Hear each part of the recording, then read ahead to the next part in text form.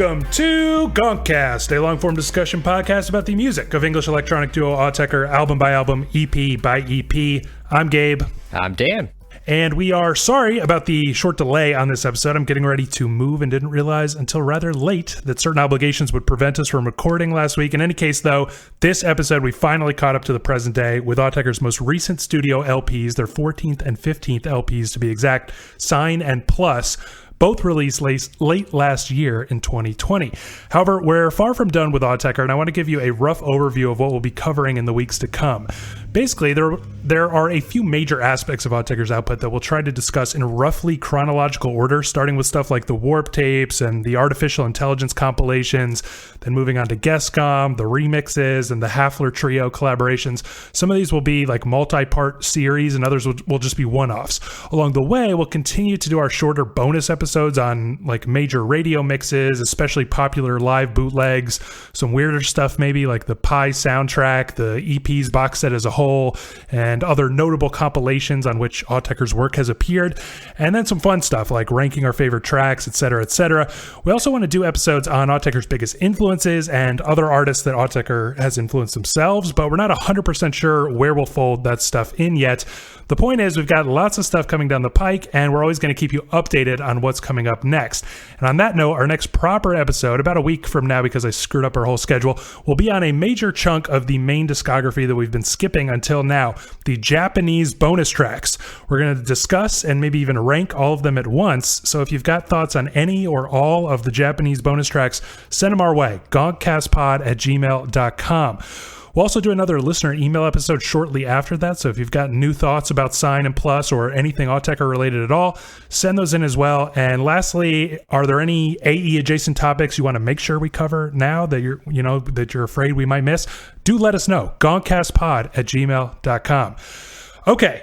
I know it'll be hard to avoid comparing and contrasting until the end of our conversation, but I want to at least attempt to tackle Sign and Plus separately first. So Dan, what background info do we need to know about Sign? Yeah, after teasing two new albums early in the year, Autechre released Sign, their 14th studio LP, in October of 2020. The official release date was October 16th, but the album was broadcast on the AE site a week earlier and made available as a digital download that same day, which was October 8th. According to Sean and Rob, the guys worked separately for almost a year after their 2018 tour, then discovered that a lot of their new material was similarly lush and emotionally resonant. They also note that a lot of their recent albums were practically live jams, but most of these new pieces were built up layer by layer very gradually, with a lot of work done to disguise the amount of stuff in there, Rob adds. Suppose you are looking at an acrylic vase on a lampstand. You might see loads of different layers, but you'll see a silhouette, and you'll see light travel through it. You'll get ideas about the construction or the materials, but you still see one surface, one curve. The guys delivered the album to Warp before the pandemic hit the UK and the US, and when asked about what it's like to listen to Sign now, Sean shared his illuminating comment saying, "It's strangely jarring. It's sort of too real. All this COVID stuff has put me in a really different place from where I was when we were compiling it. Back then we were saying this is totally right, but now I'm wondering if it's too right, and I'm feeling a bit self-conscious if I'm being totally honest. It's difficult to listen to because it's too emotionally resonant. I was going for something pure and new and sort of surprising, and now I've ended up with something that's almost predictable." Funny enough, those qualities that now give Sean pause are the same things that critics seem to love about Sign, which was widely acclaimed. It got glowing reviews from Pitchfork, Resident Advisor, and The Wire, who called it, quote, "a reminder that Rob Brown and Sean Booth, when not making the crunchiest avant electronica out there, are capable of astonishing textural and melodic beauty." And yet, fans seem a little less enthusiastic. On Rate Your Music, for instance, Sign is sitting at an average rating of 3.38, just 0.03 above the worst-rated AE albums, Chorus and perhaps fittingly, Plus.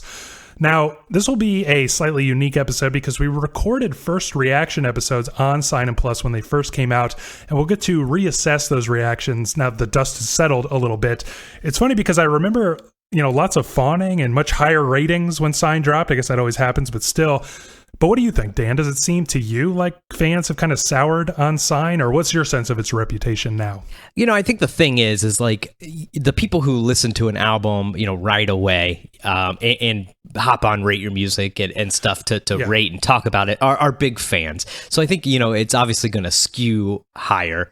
And then, the casual person who's just interested in electronic music or Autechre or just saw that it was topping the chart on Rate Your Music, they check it out a little bit later, and it tends to bring the score down. I don't feel like the core fans have really soured on it. I don't get like that impression from like the Autechre subreddit, or even it seems like people on the like Discord chat are frequently like talking about listening to it and stuff. It seems like it's maybe just the casual fan who didn't expect Sign to be so maybe different from LSEC, NTS, that sort of thing they've been doing lately. Yeah. Have maybe drug it down a little bit. Yeah, it's just so weird because when I first heard Sign, I assumed it would be the kind of thing that more casual fans would like love, would kind of gravitate to. And I just sort of assumed that a lot of people who were kind of turned off by the 2010s, like huge data dump era and like all the like kind of wild experimentation, would be like, all right, nice. They've gotten back on track.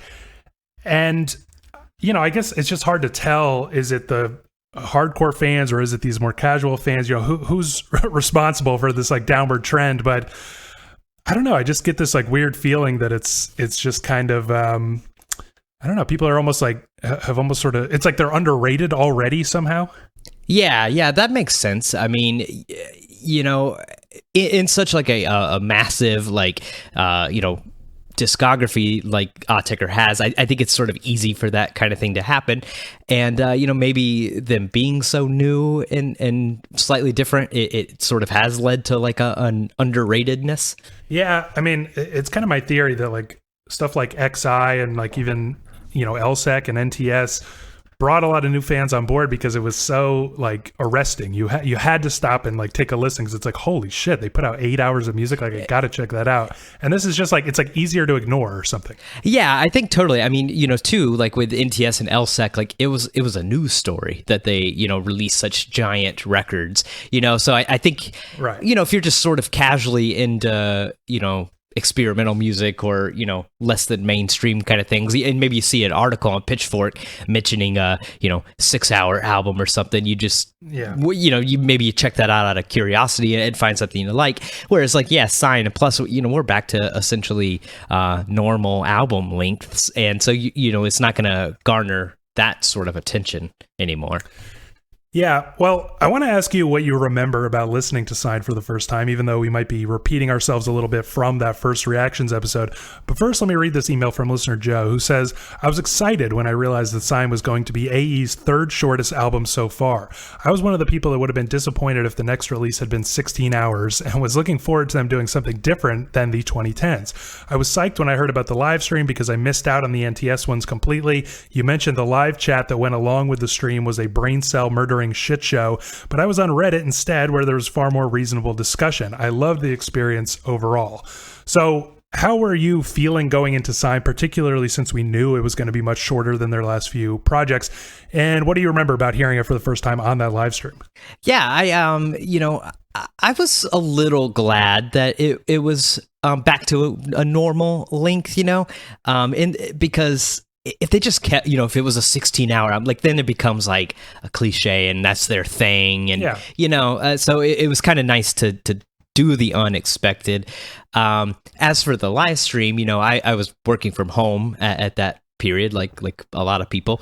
And, so it was fun to like have something to look forward to during a day and, listen to it with everybody. That chat was a lot shittier than the NTS ones. I wish I had known about the Discord then. I'm sure it was probably a lot better and whatnot. But yeah, like Reddit was fun and everything. I always enjoy like those sort of live stream things. It's fun listening to something, they like you're the only person I know in real life that likes Autechre, so it's nice to get to talk to like people about something that's pretty niche. Yeah, I mean, I said it before, but it was just like, I don't know, I just felt like the Reddit discussion at that time was like just a little too slow, and everybody was just kind of on this like main chat on the AU website, and but it was like useless because it was just all shit posting.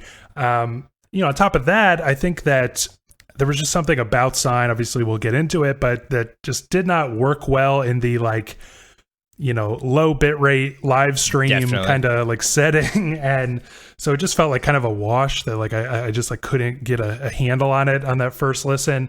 But I just sort of remember being like, well, we'll talk about this obviously, but I was just kind of like really expecting some sort of development of like the 1/6 sound, that's really what I was assuming this would be. And so I was really scared when I saw that it was going to be such a short album, because I was like, God, that kind of style really needs to breathe. Like sometimes, maybe this isn't totally true, but like, how like Godspeed You has like a big sort of bootleg reputation. Yeah. And then, they'll announce an album, and I guess technically it's kind of like they've just split up a song into a bunch of smaller pieces, but it just always feels like, oh, so Godspeed's putting out a 40-minute record, like that sucks, because I thought it was going to be like these gargantuan 20-minute pieces or something like that. And I just kind of had that same fear. Well, again, we'll talk about it, but it's like it wasn't the 1/6 thing that I was expecting. So, to sum it up, I guess I just had like lots of mixed feelings. I was totally surprised. And if there's one thing I've learned about Autechre in doing this, chronological deep dive, it's that I think they really do enjoy surprising fans in this way. Have you spent much time with Sign since that initial broadcast? I think I've mentioned it several times here on the podcast, but I haven't much other than, we did our little first reaction video, and, I've listened to it here and there, but I've definitely not listened to it as much as I like would have, just on my own, a new album from a band I liked and an album I enjoyed. But we were in the middle of doing this podcast, and, so I didn't want to like constantly tricking myself into like, comparing whatever we were listening to, the current day and stuff.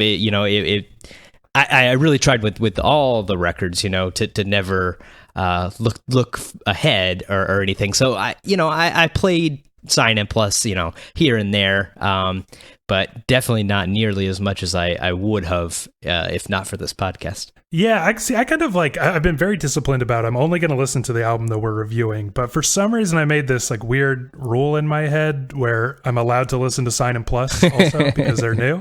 Yeah. And so the thing is, I haven't been able to in like a very long time, because the last several albums we've discussed have been so long that like I have no time but to just listen to those ones, Yeah. But there was a good stretch after Sign and Plus came out that I would kind of like throw them on, because I had sort of listened to whatever record we were talking about like once or twice already that day. And so I was like, well, let's throw on Sign and Plus, So kind of returning to it this week, I just realized like, maybe I actually did listen to it a lot more than I even realized, although this was definitely like, much appreciated that I got to just sit with Sign and Plus this whole time.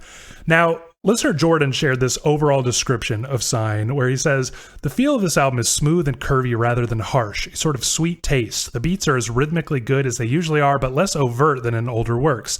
The synths are less harsh, they are less buzzy and more harmonic.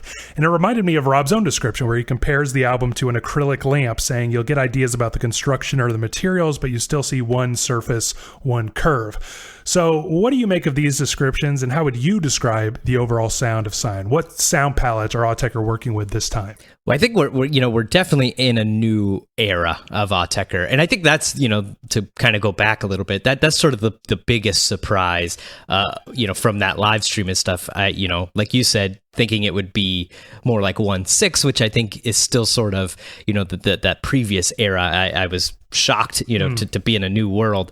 But otherwise, I really agree with what the listener said here. It definitely is like a smooth and curvy sounding record rather than harsh. The NTS and LSEC and everything, AE Live and all, kind of had this moments where it was very noisy and harsh and sort of unmusical at times, Yeah. And I feel like Sign is almost the kind of opposite palette of that. Here it's so lush and like sweet and melodic at times. The the lamp thing it's sort of like a strange metaphor, but I think I understand it. Because it is sort of like that. It's all these materials, put together, and they form this object. And looking at that object, you can't see the individual pieces. It's very like homogeneous and stuff, but right. But it's not just one thing. It's got so many layers.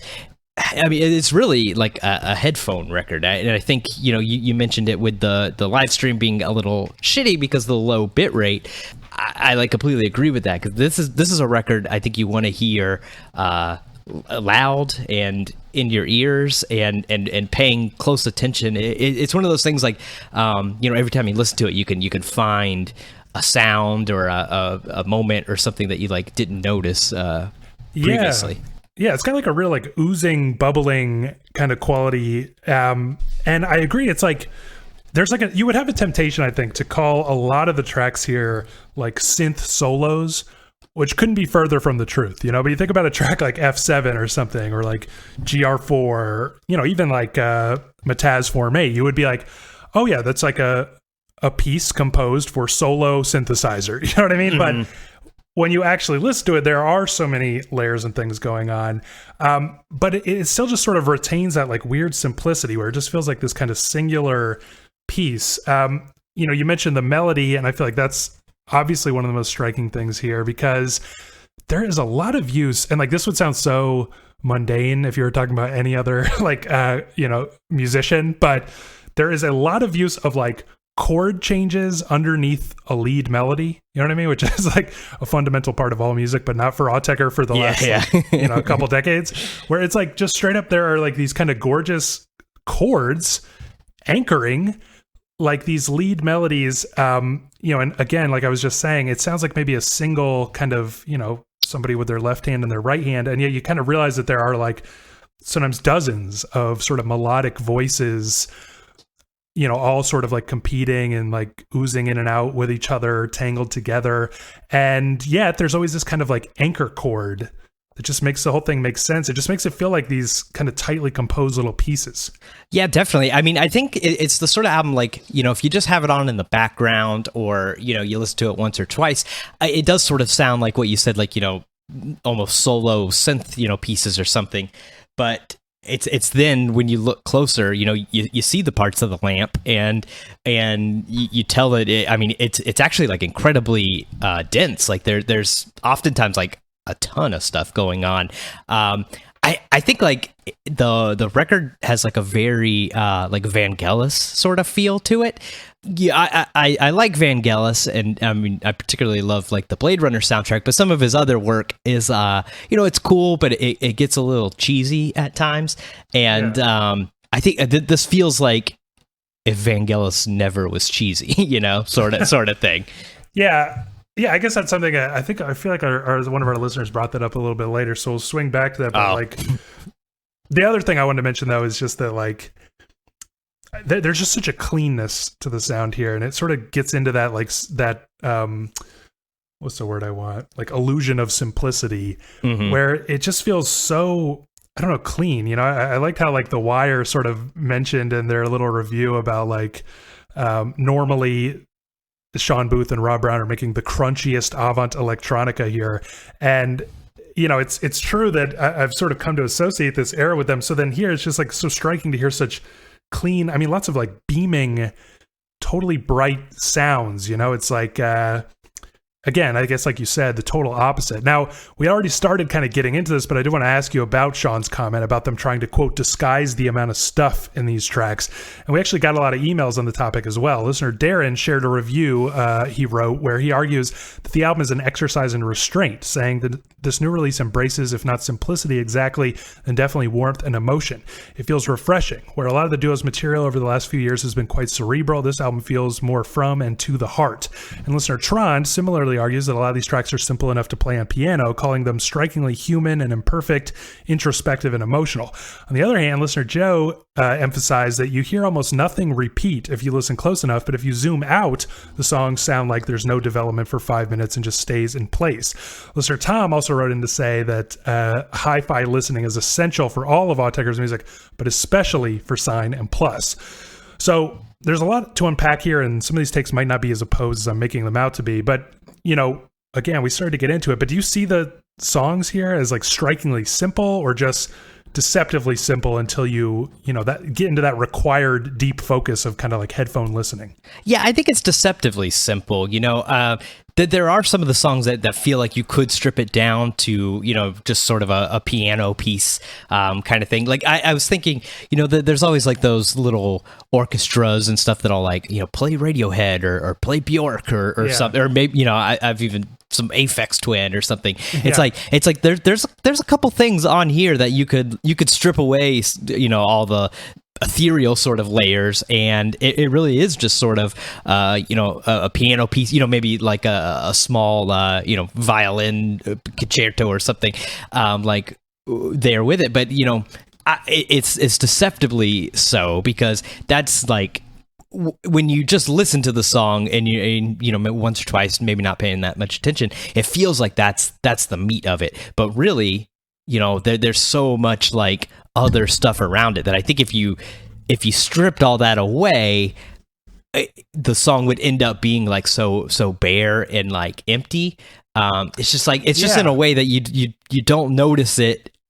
I don't think you notice it until like you would notice that how bad it is when it's gone, if that makes sense. Yeah, I mean, here my take on it is that I'm almost of two minds, where it's like it's deceptively simple. I agree, like with all these listeners on that, but it's like also not as complex as you think. Like there's sort of like this weird distance thing going on where it's like when I zoom in too much, I think it's like more complicated than it actually is supposed to be. You know what I mean? It's like there's like kind of that like middle range. I don't know if this even makes any sense, but it's like it's kind of meant to like wash over you and to sound like a little bit repetitive, but then there's also like all of the constant, the complete lack of repetition, just the constant oozing and development of the melody. Like there are tracks where it sounds like you could play it on a piano or something, like I don't know, F7, right? It sounds like it could be like a solo piece, but I don't know, it's just like constantly evolving and like shifting and moving. It's like not it almost just doesn't sound composed. It sounds like it's alive or something like that. Yeah. It's like that algorithmic thing, which was sort of big in the previous era of Autechre, is like still sort of like sneaking its way through here and there. It feels like, I think, on first listen and not close listen, it sort of feels like they've gone in a more composed direction. But I think you're right. It's still that algorithmic, living, breathing, organism computer thing is still sort of there. It's just it's deceptively hidden. Yeah, I just feel like on first listen you're like nothing is happening, and then on second listen you're like, wow, so much is happening, and then on the third listen you're like, actually, just enough is happening. It's not. It's in the Goldilocks zone. Yeah, it really is, like, because it is still kind of like this beautiful simplicity, but you're right. There's like all of that sort of like, it's just like a almost perfect halfway point between the generative and the composed. And I almost feel like there's a lot of use of generative in those leads we were talking about. And then it almost feels like a very human touch to like anchor it with those chords. I mean, sometimes the chords are like so sort of surprising and like shift in like strange, unexpected directions, but it's still just like everything has this kind of human touch that is like totally fascinating. The other thing I wanted to mention is that, on the topic of like all the stuff that's going on, I just started feeling like the sheer sound of this record is so impressive to me, where like it's totally integral, right? Like I kind of just disagree. Like I feel like if some of these tracks were just performed on piano, like you could maybe do it. You might need like a couple pianos to do it, but it just would be like kind of unimpressive. It's like the sound of the thing is so integral. Something like Esk Desk, right? It sounds like this kind of like very composed, like, organ composition or something. Like it's got like this almost like romantic, like kind of brooding quality to it, like this dirge-like quality, and you can almost like imagine it being like some sort of actual organ composition from, whatever, the 1800s. And yet it's like the sound of these organs and everything, like these weird tones and like sometimes kind of like really bright beams and sometimes kind of like whining type sounds and stuff, and how they're all kind of like oozing in and out of time with each other. And so, you know what I mean? It's like the sound of the thing that I love, and the beautiful melody is almost like a bonus. Oh yeah, 100%. I think like, the technical proficiency isn't, what I come to really any electronic music or Autechre, for, it's like prog garbage or whatever, yes or something. But like, yeah. I want to hear like those cool sounds and stuff. And, previously that's sort of, that previous era was sort of all about that. And then now it's like, it's not like that's been left in the dust or anything. We're still getting like beautiful sound design and interesting sound design. It's just like we're also getting these kind of striking melodies, and I mean, sort of pretty sound design. Whereas before, it was like The Wire said, crunchy and things. Yeah, it's just like, I don't know, you think about a track like Arcaz, for example, like, which is often cited as like one of the most beautiful tracks here. Like, I don't know, if you played it on a piano, it would be cool, but it's like the weird, that kind of like almost blown out like horn quality to the like lead sort of chords there that almost sound like thunder or something. Mm-hmm. Like kind of like they're quite like disruptive in this otherwise like pretty sort of still track, and there's like a bass drone sort of running over it that sort of forms this kind of walking bass line, and then like almost these lullaby type like toy sounds start to emerge and everything. It's like, I don't know, it's the sound design really, that's for me the star of the show there. Listener Joe also co-signed the first traditionally good entry point album for new listeners since the early 90s. And listener Marco said, "Call me a pleb, but this is where I started to like Autechre again after the too deep for me phase of LSEC and NTS." So do you hear Sign as accessible and inviting in that way? I think it is more easy listening than, the previous era, if only because it's a reasonable length. But also, your average, music listener wants some melody and some, some beauty, whereas NTS, LSEC, all that could be tough to find, just for your average Joe. I don't know if it's like a great entry point for Autechre because, people always make those like little flow charts. It's like, start here. If you like this, go to this. Like Sign, we're in like such new territory. It's like if you start with Sign, or Plus, and you're like, if you like that, which one do you suggest, next? Like Amber, but just because I would suggest Amber as a better entry point. Anyways, you know what I mean?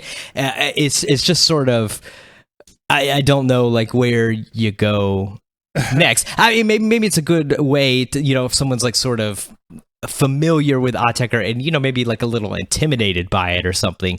It's maybe a good way to show them that, that there is like some beauty and stuff to find. It's not something to be intimidated by. Yeah, that's true. I mean, I feel like, getting back to what we were talking about, like the rating trend on Rate Your Music here, it almost seems like it might not be so impressive to new listeners, like they just might not like realize the depth of the thing. Yeah. They don't know that with Autechre, you got to go like really digging for that depth. And it just like seems at first blush, like so simple, like we were saying, but I was also thinking like, speaking of memes, that like the like sort of iceberg meme where you would put like the, deepest level of an artist's like discography and then like the more surface, like casual level and stuff. I feel like I would put Sign like at the top and also the bottom, like come back to it. Yeah, you could start here, but come back to it like after the end and you'll see like there was actually a lot more going on than you maybe first realized. A bunch of these listeners mention the beauty of the record, as we were already discussing, and Sean uses the phrase emotionally resonant a lot. Another listener, A Mule, if I'm pronouncing that right, I'm probably not, called Sign Autechre's summer album. Those warm pads, lush synths, and pleasant melodies. This is a lot more happy and bright than their recent releases, or even any, really. So what do you think of that, and how would you describe the mood here? Yeah, Sean's phrase of emotionally resonant, I think is good. I feel like, Autechre's always sort of gotten this reputation for being, very like robotic and inhuman and emotionless and stuff.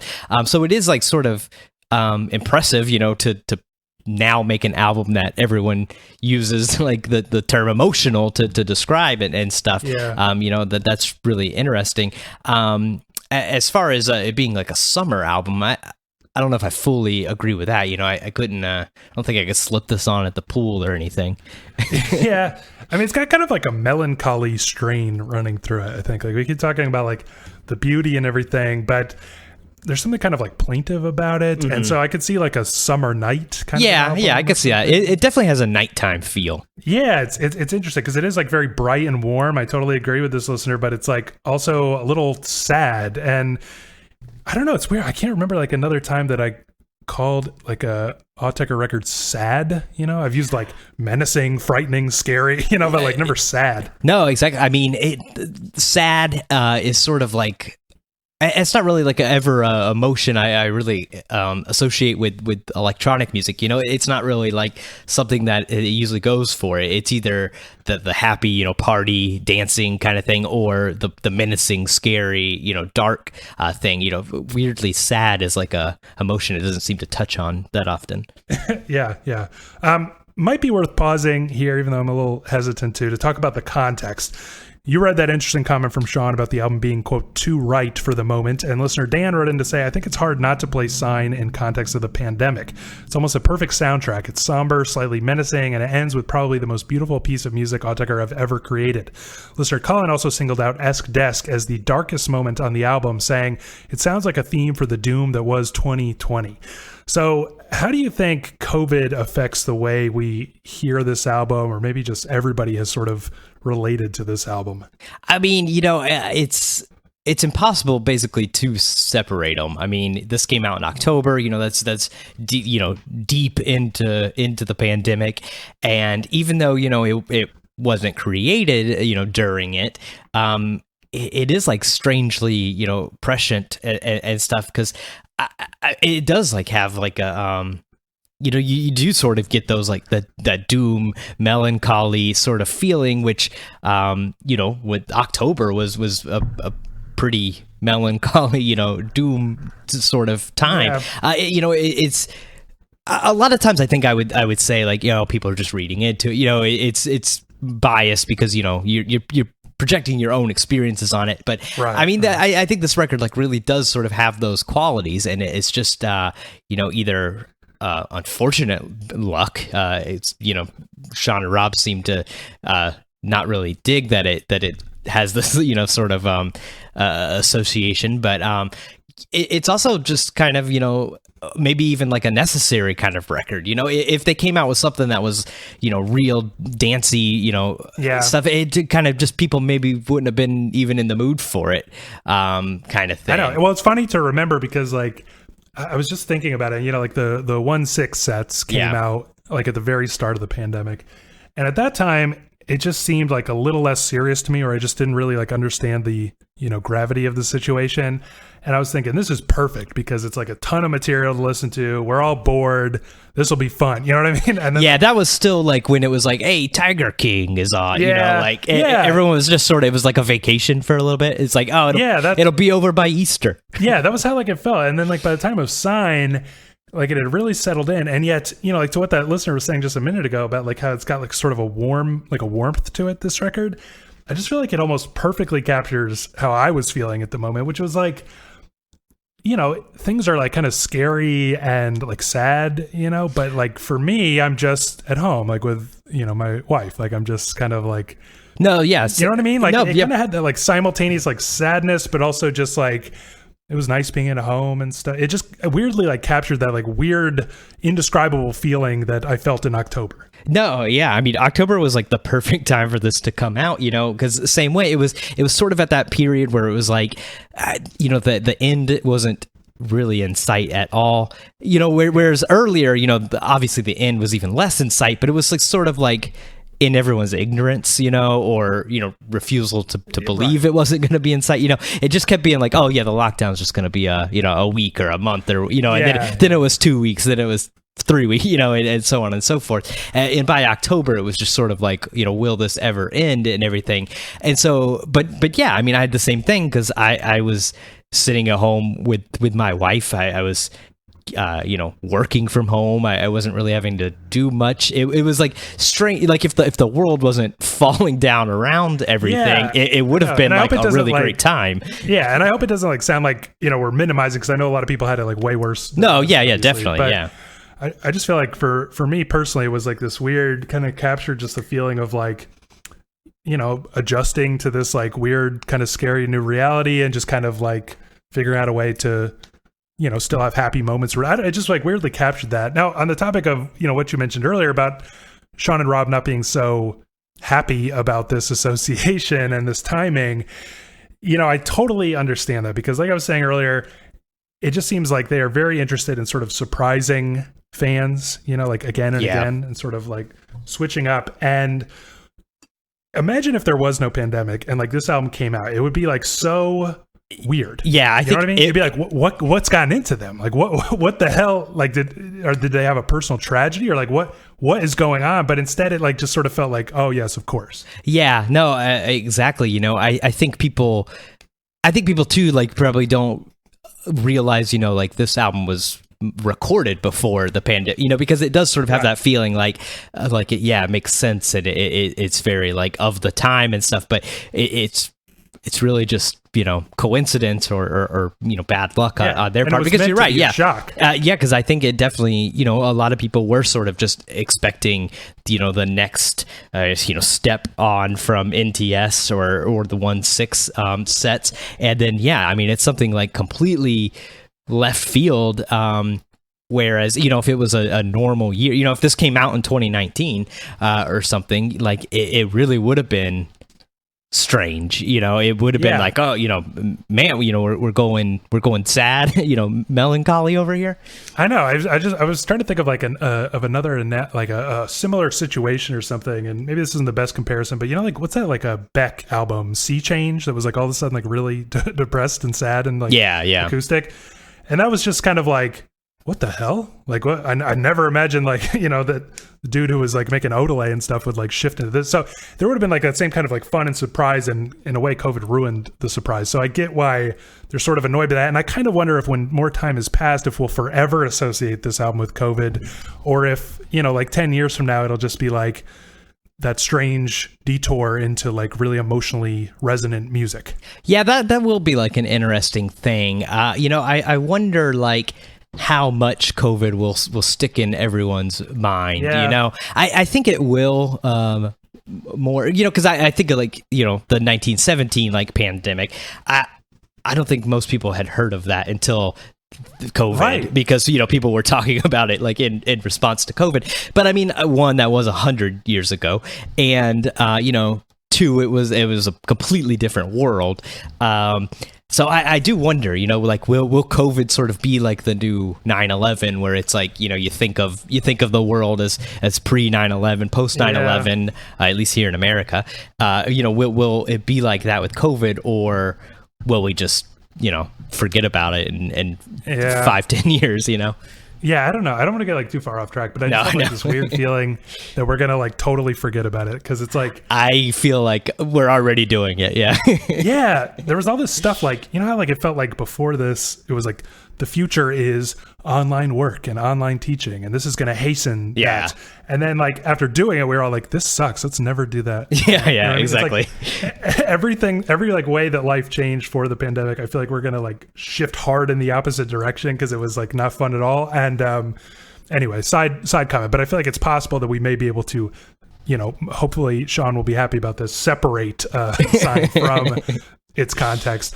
But let's talk a little bit more about how Sign relates to Autechre's previous work, starting with 1/6. We mentioned that 1/6 feels a little disconnected from the albums around it, but listener Sean says he loves the 1/6 sets because he's someone who really fell in love with Autechre after hearing M4 Lima, and he says, I can hear the origins of the Sign sound in here. And listener Joe calls Sign the most analog sounding work that they've done in a very long time. I know it was probably all done on Max MSP, but I think this is more continuity with the 1/6 era. This continues their celebration of early electronic compositions.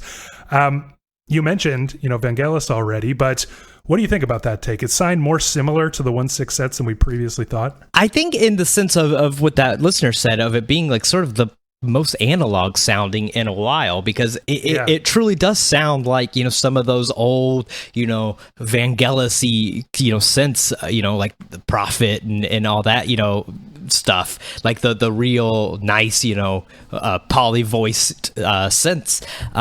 But yeah, I mean, I don't know, but it probably was done on a computer. But this really, whereas like LSEC NTS, like those feel like computer music. Like those don't seem like you could make that with hardware. These like weirdly like kind of do a lot of times. And I wish they were more forthright with how they do stuff. I guess it's some of the mystique and stuff. But I would love to know. Is it Max MSP controlling? Physical hardware? Is this all like modeling? I mean, because if this is modeling, that's insane, basically. But yeah, I think like it does relate to 1/6 in that sort of like, a bit of a love letter to early electronic, not in like a, retreading sort of way. I think they're definitely like adding to it, but I think there's definitely like a fondness and everything like put towards that early electronic stuff here. 1/6 I think was like more of the electroacoustic, the like weirder, the bubbling and the gurgling, and the sort of pre-Wendy Carlos, that this is an actual, the synthesizer could be an actual instrument. This is almost like, maybe this new era of Autechre is we go through the eras of electronic music. We're onto the 70s and stuff like that. With this. Exactly. 1/6 was the 50s to early 60s, and here we've got late 60s to late 70s kind of thing going on. It does kind of feel like that. It's like, I kind of feel like what I didn't appreciate until we did these back to back, the 1/6 and now the Sign and the Plus, is like, I feel like they just sort of reached this like new depth of mixing or something, or of like new depth of sound design. We talked about how like with 1/6 they started to shift into this like, and really with NTS as well, like this kind of like deep mixing thing where it's like things are sort of buried and down in there, and you got to sort of dig them out. And I feel like this has that, as we've already sort of discussed at length, and it just has like 1/6 felt like this new level of that sort of skill, and this feels like that skill but applied to something totally opposite, like something like just composition, honestly. And so I really appreciate that about it. The other thing that this album sort of made me think about in terms of like early electronic music and stuff like that is like, I don't know how to phrase this exactly, but there was a time like in the 70s, for example, when just like a Moog like sounded incredible. You know what I mean? Like that was sound design. And now we think if you like just did like a normal like Moog, or you just did, we'll talk about this on Plus, but like you just did an 808 cowbell, it would sound like really lazy, predictable. Yeah. But there was a time when that was like the most inventive sound ever. And I feel like sometimes on Sign, I think like it's almost so simple. And I don't know, like you said, if it's like actually controlling hardware. I'm just like not into synths enough to like know all that stuff and like be able to pick synths out. But it's like, there are times where I just think, it's reminding me how incredible some of those like basic sounds were. You know what I mean? Like a Juno 106 or something. Like that sound is unbelievable. We've gotten bored of it, but it's like Autechre is making me remember how amazing it is. Yeah, definitely. I mean, I've talked about it. I love like the old electronic music, and I love picking up like weird Moog, records at the thrift store and stuff.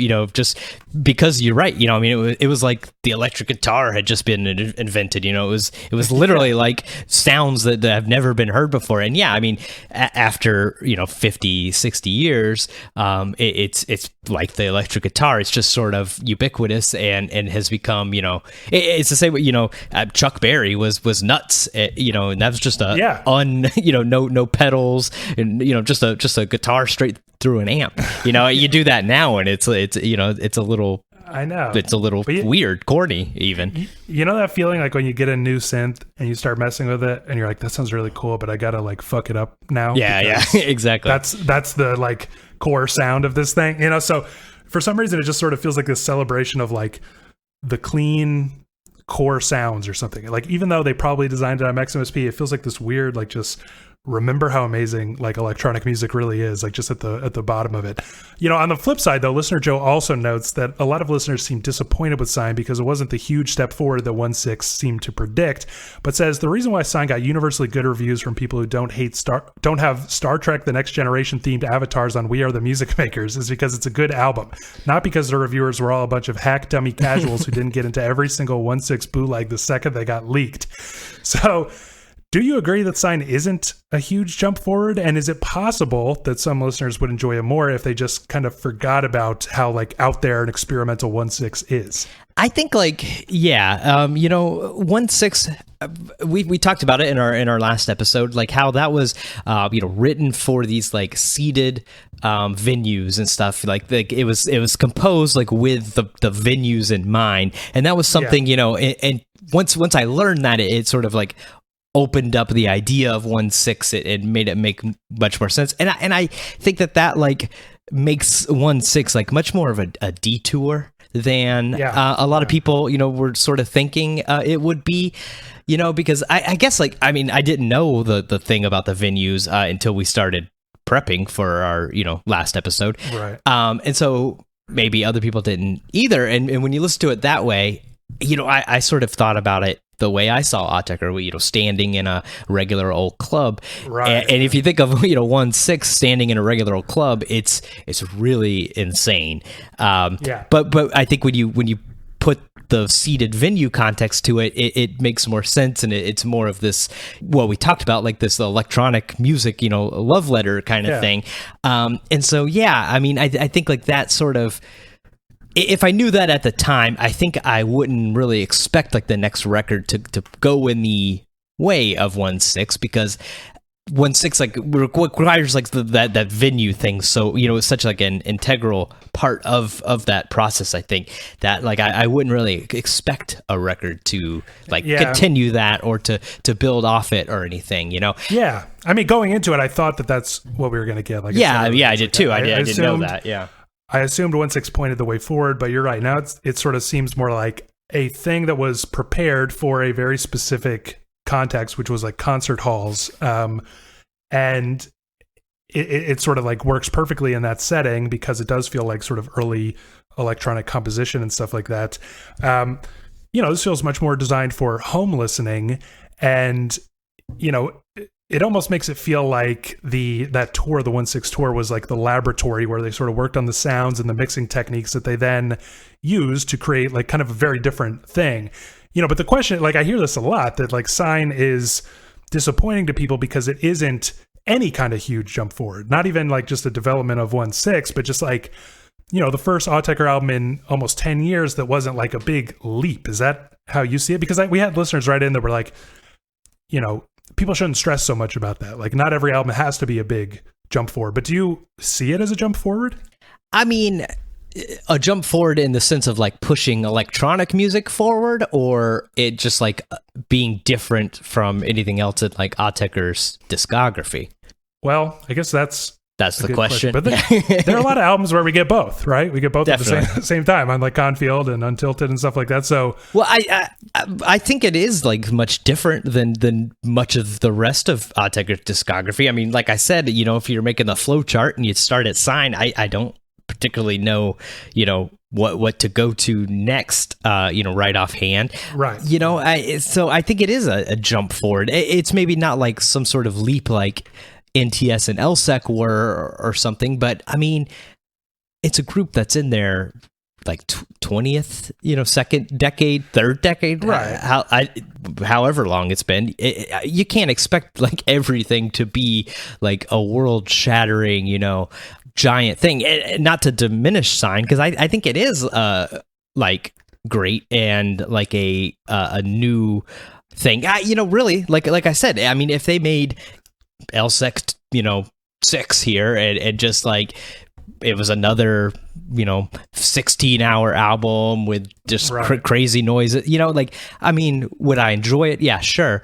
But I'm almost kind of glad, or I am glad, like looking back, that they did do something different, that it's nice to get a new thing, so I mean, the thing that I've kind of like come to realize, we've talked about this many times before, is like, it just kind of seems from this distance like Autechre is on a constant move forward. But what you realize when you kind of go step by step through the discography is that they're actually making like a bunch of lateral moves, and maybe it kind of like slowly works in some way that we would call forward, but like they're actually just like always going like side to side, like zigzagging all over the place. And, like would you call like oversteps a big jump forward? I don't know. Like, would you call chiastic slide a big jump forward from try repete? Like, I don't know. It's just like they just sort of like shift into like some unexpected direction, not necessarily forward.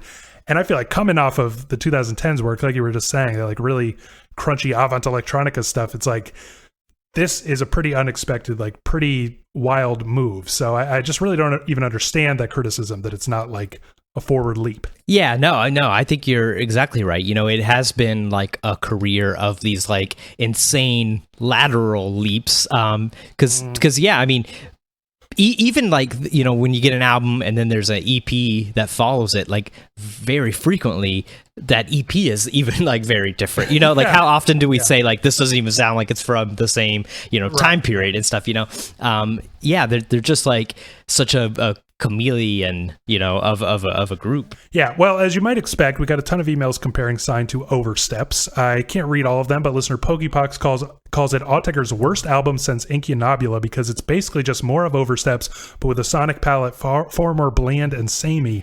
And listener Tron says he initially found it to be quite boring. It sounded an awful lot like Oversteps, like an Oversteps 2.0 or 1.5 even. On the other hand, listener Colin says he understands the comparison, but Sign still feels like a fresh direction and a lot stronger than Oversteps in my opinion. And listener Marco writes, Sign feels like the missing link between Oversteps and XI that everybody was searching for. It has the melody and the ambience focus of the former, but with the palette and texture of the latter, and the more classic album length keeps the tracks more tightly focused than on previous works. So what's your take on the, oft-noted similarities between Sign and Oversteps, which neither of us are particularly big fans of? Yeah, I mean, honestly, I didn't have that thought myself, listening to it, I not until like I read other people saying that. And it might be because, Oversteps is like one of the albums I listen to the least of Autechre. So it's, not as prevalent in my mind and everything, but I don't hear it as just, Oversteps 1.5 or anything. What about you? Yeah, I really don't either. And it's like, I almost can't justify it because it's like, I'll just say I kind of love Sign and I don't love Oversteps nearly as much. And I feel like, people would call me out and say that's inconsistent. They might be right, but I just feel like I just always kind of felt like Sign was more of like, those like really amazing sort of short ambient tracks on Chorustis. And I feel like I was always pining for like an entire album of Altabizzes, Yeah. And this is kind of that. And that's not to say that it's like a total retread of like stuff they were doing, more than 10 years ago, but it just feels like, I don't know, Oversteps was, honestly, if you think about it, like it's got a lot of this kind of Baroque type composition and like strong melodic focus, but like the sound design is often not like that shocking or impressive to me, like on Oversteps. And there are a bunch of tracks on Oversteps that are like kind of weirdly like normal beats, but we talked about how it's weird because they're like the beat heavy tracks feel like the interludes because they're like less interesting than the more, you know what I mean? Like there was so much stuff that just sounded like it could have been actually, like we were saying earlier, played on a piano. And here it's more like the sound design is like at the heights of anything Autechre has done so far. And it just sort of like, I don't know, sticks the landing more instead of like almost wavering the way Oversteps does. I don't know if that justifies it at all. No, I agree with you. Yeah. I think it's justified.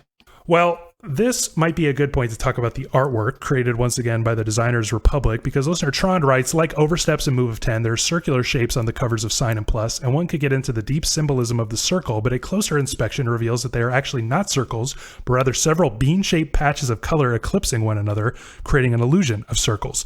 The bean shape is loaded with symbolism as well, from immortality and fertility to magic powers. Beans are even used as a means of keeping count. So the circles could signify AE going into yet another decade, beginning of something new, or Autechre coming full circle. Yet the coming full circle and the beginning of something new could just as well be an illusion made up by the sense of immortality from simply carrying on doing what one does. And isn't that central to the human condition? To feel immortal, especially in this time of so many magic powers given to us through modern technology. Who could truly acknowledge their immortality in the creative grind of modern everyday life? Tron always comes through and it totally outdoes me with the overthinks it. Now, listener Tyler also asks, what do you make of the fact that Sign and Plus is the first AE artwork to feature color since 2008? 12 years of consistently grayscale black and white artwork, then a splash of color. I think it signals a new era for Autechre, and I think M4 Lima fits incredibly well with the artwork. I remember hearing all the mangled sounds in the first 2 minutes and thinking, more of the usual abstraction and madness, and then hearing that gorgeous chord and thinking, holy shit, what was that? The hair on the back of my neck stood up. It's that moment that makes me tie this track to the artwork.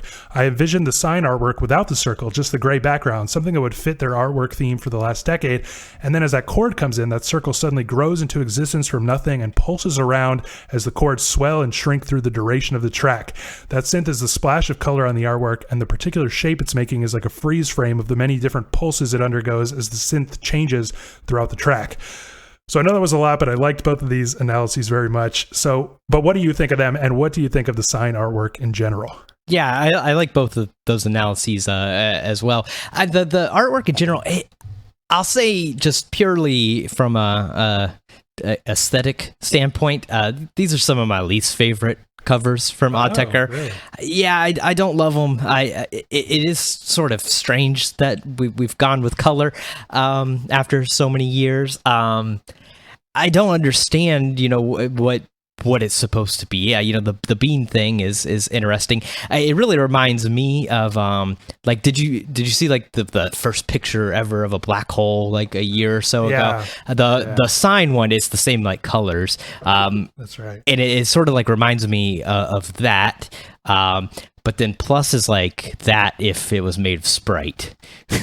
Yeah. I mean, I have kind of my own overthinks it on this, which is like, if it was a perfect circle, we would say that there's a circle on the cover, right? Mm-hmm. But it's kind of like the cover is a picture of a circle, but instead it's like this weird kind of lopsided thing. And it just makes me think of, like on a test or something, like when your teacher like circles something, like what they're trying to draw your attention to is the thing in the circle, not the circle. Yeah, not the circle. You know what I mean? Yeah. So it just kind of has this weird imperfection that makes me think of like it is circling something. And what it's circling is nothing. Okay. So my overthinks it is that so many of the tracks here, like I feel like I talked about the cleanness of the sound, which to me is like just so arresting over and over again. And I think about tracks like the Red A, where like these kind of blown out, like damaged chords are kind of flickering. And like what my attention goes to is like the empty space between the flickering chords. You know what I mean? It's like such an empty minimalist track. Or like AU 14, right? It's kind of got like this huge, like kind of booming bassy beat, but there's so much empty space in it that you feel like you could like hear a pin drop or something in the middle of it. And so that was kind of the theory I started to develop, is like the subject of the album is actually the empty space. I sort of can get behind you a little bit. There's a few things like on this record that like make me think of like space, like literal, outer space kind of things. Like M4 Lima, the way it like, it starts, and listener Tyler, sort of mentioned this, like the way it like comes into formation, like, right. I'm not one for making up the stories about the tracks like the listeners and everything always do, but that like always makes me think of like the Big Bang and stuff. Like it just sounds like this sound universe is being created here. And then the one song is called AU 14. AU is astronomical units, which is the distance between Earth and the sun. So I don't know if that's just a coincidence or if it is that would be 14 times the distance between Earth to the Sun. I don't know if that's on it's purpose or anything. Autechre's 14th album. Oh, see, I didn't even think of that. That probably is more of what it is. But I just always, I do think about space a lot with this record, right. Yeah, I agree. Yeah. And even though it's not like, it's not like a spacey kind of, it's not a space rock, kind of thing that I think is like intentionally making you think of space. It just like sort of, I don't know. Yeah. Metaphorically makes me think of it. I think about that too, and I think about like how, empty space is, you know what I mean? It's like mostly nothing. And if you think about like the artwork kind of looks like that first picture of a black hole, it's like, I'm kind of talking out my ass because I don't know anything about it, but it's like, what is inside of a black hole is like, I guess nothing, it's like just emptiness or whatever. So I don't know. It feels like we're onto something there. Yeah, you don't have to correct me. Yeah, okay. Okay. All right, Neil deGrasse Tyson. It's actually, it'd be a lot of stuff, but okay. Yeah. But yeah. Well, I get you. Okay, well, on that note, let's talk about some favorite tracks. Actually, let me quiz you first. I almost forget to do this, but we've only got 2 bolded tracks on this record on Rate Your Music. So if that's anything like consensus, what do you think they are? Well, first off, I think after this, I'm allowed to get the premium Rate Your Music, so I can look finally. But I think Our Cats is probably bolded, and I want to say M4 Lima, but I'm also leaning to the Red A. I'll go M4 Lima. It is M4 Lima, but the other one is Mataz Form 8. I am honestly shocked that Arcast is not bolded. I thought that was a slam dunk there. Yeah, but what are your favorite tracks here? Well, as pretty much I always do. I picked mine. I assumed everyone agreed with me. I mean, Our Cats, I'm sure we'll talk about it a little bit more, but it's such a great like closer, like incredibly, beautiful. I love M4 Lima for, the stuff I was talking about just a minute ago. The Red A, I like a lot. Like you were saying, those like sort of synth, lines that are like flickering. It's almost like they're verging on like being destroyed or something, they're like struggling to continue to exist or something. I really like those the most. Yeah, I have an honestly hard time picking because I kind of like love every second of this album, again sort of spoiling my final opinion, but like M4 Lima is an obvious highlight for me. I don't want to like sound like too much of a pleb, but like I love all of the tracks with beats, like clear beats on this album. And it's not because the other ones are not as good, but like there's something about the drum programming, like the sound of the drums, right? So like when I'm listening to like AU14, you know what I mean? Like the weird, like hyper clean, like just so, I don't know, well defined and just like so clean, but like so heavy kind of sound of the drums there. Or like this is like, I feel like the hardest Autechre track to say yet, but SCHMEFT2, however the hell you would say that. The drums are like, I mentioned earlier how like the melodies are an added bonus for me. It's like when I listen to those tracks, I could listen to the drums on anything forever. Like I wouldn't even need such pretty melodies.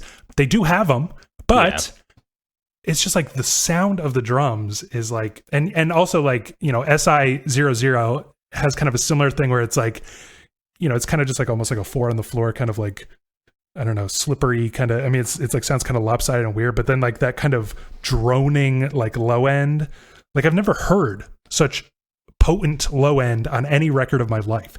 Yeah, I mean, I think like this album, the drums like sort of get underrated. I don't think of this as like a beat heavy record or anything, but there really are like some good drum sounds and drum moments here. Yeah, or like M4 Lima. Everybody talks about the pretty chords and everything, and like I agree they're stellar, but like the drums on that track are insane. Yeah, and like the way they kind of like start and stop. But I'll save it for a second because we got a lot of track by track breakdowns this time around, and it won't be possible to read all of them as much as I'd like to, but almost every emailer seemed to single out M4 Lima as a highlight. We already heard from listener Tyler, who links the track to the artwork, and listener Joe says that the way the initial chaos gives way to the beauty and order of the rest of M4 Lima represents Autechre's creative process for him, adding, all of their albums stem from the same messy creative process of experimentation and improvisation with old and new patches or gear, and develop their own identities over the course of the album's creation. On the other hand, listener Colin describes M4 Lima as a classic case of AE misdirection, saying it stands out from the rest of the album and having the most beat structure and relying least on synth melodies. So we've already sort of started to talk about it, but what do you think about M4 Lima, and what do you think about it as serving as an opener? I kind of like it as an opener to start there, especially like that live stream. I mean, I agree totally with what we read from listener Tyler, where it was like, when that live stream started and it was this, formless, kind of weird, bumping of M4 Lima, it was like, oh, okay, yeah, that's what I thought we were going to get. And then, it becomes this other thing, and then the rest of Sign, becomes what it is. It was a perfect, like, sort of, kind of, and maybe it only works once, but it was sort of like a perfect little, like, tricked you, kind of little opener into the record. But it does kind of sound like we're in 1/6 territory, right? This was the laboratory that this was all born out of, and you get to hear like a little 1/6 snippet before it kind of like explodes into this lush, more Sign-like kind of thing. Yeah, I mean, it almost feels like a wink and a nod to like the over obsessive, fan who was going through all the 1/6 bootlegs and stuff. Yeah. And I mean, like I said, it's one of my favorite songs here. I think it's just like so interesting, like with the percussion and everything is so cool. The start stop, just the like formlessness, and then it the whole thing, taking form. It like almost. I think the track, like, at first, like, feels like an intro kind of track, but then it becomes something else, and I mean it actually is the longest song on the record, and it's like, I know, I can't believe it either. Every time I start it, that it's 9 minutes long. Like, it does not feel like it at all. No, it does not, for real. It's just like such a deceptively like awesome track, I think even the first time or two I listened to Sign, I really just did sort of think of it as like the interlude or the intro kind of thing, but that's like incredibly wrong, actually.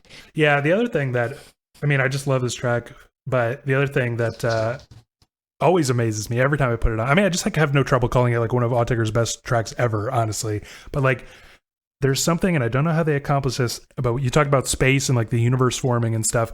It really feels to me like my head is the sun and the sounds are revolving around it. Like, it's not literally doing that like kind of cheap panning trick, but the way that like, this kind of beat, which is like so crisp and so clear, kind of like fades out of view, like over and over again. You know what I mean? Like, how like when things revolve, they're not like a perfect distance all the time from the sun. You know what I mean? So it's like, sometimes it's like farther away, sometimes it's like really close to your head. Like, there's all this kind of, all that like formlessness in the beginning, like this weird grinding metal and static electricity. Like, sometimes it vanishes and other times it's like really close again. You know what I mean? It just like feels like the whole thing is like just not settled in place. Like, it's all just sort of moving around. No, yeah. I mean, like I said, it reminds me of, like the Big Bang and stuff. It's like the, maybe a couple million years later when it's like, small planets and stars and stuff are forming, and, we're getting orbits and everything, but they're still like, pretty formless and even more elliptical and crazy and stuff. It does like have that feeling, and yeah, exactly. It doesn't do that cheap panning trick of just literally orbiting your head. It does it in like a much more interesting and arresting sort of way. Yeah, we also heard a lot of love for Mataz Form 8 and RCAST, which listener Colin called triumphant shifts into Tim Hecker-esque ambient territory. And listener Joe wrote, if I had to bet $100 on a take you're going to make, it's that RCAST is unjustifiably emotional, epic, and elegant to close out an album like this, as you usually feel this way about all of my favorite album closers. I preemptively disagree, mostly because I'm a sentimental and emotional sucker for these kinds of closing tracks. Like the entire rest of the album, I love how minimalistic it is in terms of sound design, with plenty of empty space used carefully. On that note, I never felt like that once. I mean, I love RCAST. I absolutely adore it. And I just feel like we do talk sometimes about how like it feels like these really grand endings aren't quite earned, especially like on, LSEC and stuff where they feel so short, you know what I mean? It just gets like so epic at the end or something like that. This album is like kind of gorgeous all the way through. I mean, every single track. And then it's like they saved, I think, the prettiest for last, which makes sense. So it's like they didn't even have to earn it because we're already in like pretty territory, but it just makes perfect sense to close on like such a pretty track, But do you like RCAST as the closer? And maybe what do you think about both of these ambient epics? Yeah, I mean, I like both of them. In fact, I like RCAST as a closer, basically for the same reasons you said, like with LSEC and stuff, like some of those moments of grandeur, didn't seem quite earned, yet. But yeah, here, we've been in pretty territory for a while, and then we just sort of end it in, even lusher, prettier thing. So I guess Joe owes us $100. Yeah, right. Yeah, and I mean, on the topic of Mataz Form 8, I'll say it's not one of my favorites here, but I just have like no problem with it because it's I don't know, it's just like very just openly beautiful, and it's got like all these kind of swelling, like buzzy, kind of phasing, pads and things, and it's got like just a nice like kind of watery lead melody. Maybe it reminds me of like M4 Lima's leads a little bit and stuff. And I don't know, if it was like if I was like the god of rate your music, I would bold RCAST instead of Mataz Form 8. But I get why a lot of people compare these two tracks. I feel like Mataz Form 8 like comes right at the middle because it almost is like the midpoint sort of closer, the like little mini climax before the full climax of RCAST. So in that respect, I don't love Mataz Form 8 as much as RCAST, but I think, you know what I mean? Like you couldn't flip them. You need like less of a climax before the true climax at the end. Yeah. It's like a gorgeous track. And again, like the sound of it is so integral to the thing, but it's almost like the most composed track here. Yeah, definitely. I mean, I agree with you. It's a perfect middle track, like it's sort of the place we need to get to be able to get to RCAST. I mean, we've talked about it. Autechre is just like so great at album sequencing. That's got to be one of their strengths. And I think Mataz is another shining example of it. I like that song a lot. It does sound very like Tim Hecker-ish, but in the best way possible. Yeah, beyond that, I swear we had listeners single out every single track as a highlight, with some others calling those same tracks low points. But I was sort of surprised to see so many, like listeners Joe and Colin, for example, highlight GR4 and call it one of AE's prettiest tracks ever. Pitchfork also called it the best on the album, weirdly. So what do you think of this one? That does surprise me a little bit too. I like it. It's the shortest here. Yeah, it is definitely. Yeah. It's the shortest track, and it sort of like feels a little like maybe less substantial because of that. I mean, it definitely is pretty and stuff, but it's the least substantial song on this record for me, I think. Yeah, it feels like the most formless track here, and I feel like you got a lot of this stuff on kind of Oversteps. I mean, I think the sound design is much more interesting than on Oversteps, but it's kind of like, for me, if we got too much more of this, it would be like kind of lazy and like generative sounding. Because I feel like this has like a particularly tangled web of melodic voices that feel like sort of more generative than a lot of the other things here. It's kind of the most like Max MSP feeling. Yeah, but as this kind of like 3-minute thing, it almost like works to sort of highlight the, let's say, humanity of some of the other tracks in a way.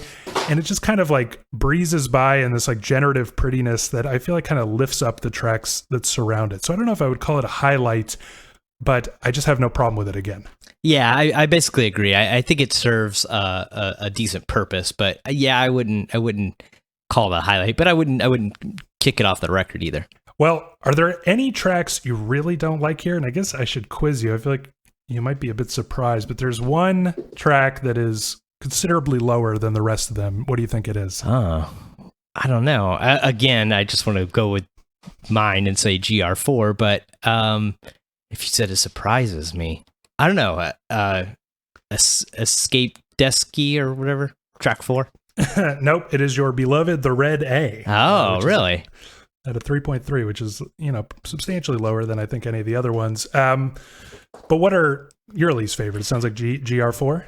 Yeah, and again, I think it's just like it's not that I dislike it. It's just the lack of it being substantial. But really, there's nothing I hate here. I mean, there's honestly like nothing I would take off the record. I think it's like a perfect length and everything.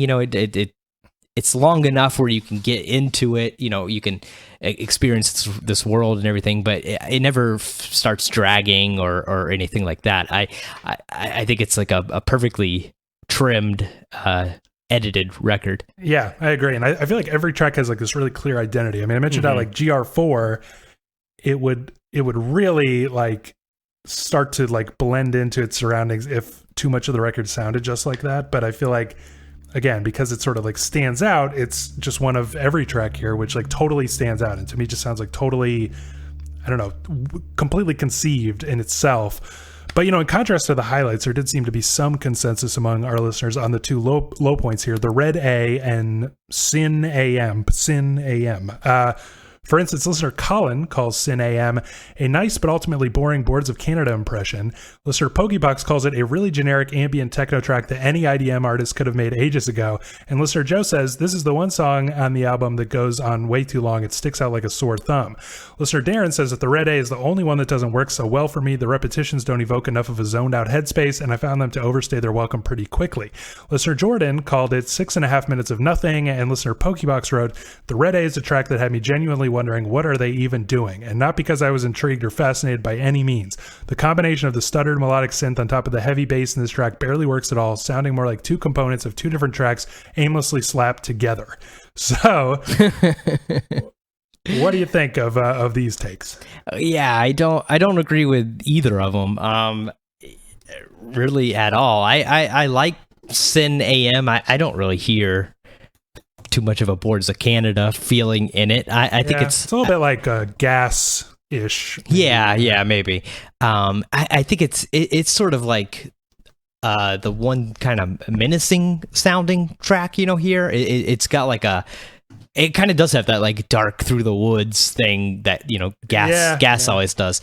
So I guess I understand that, but I mean, I like it. I think it's a good take on that. And then, I mean, I already said it. I like the Red A.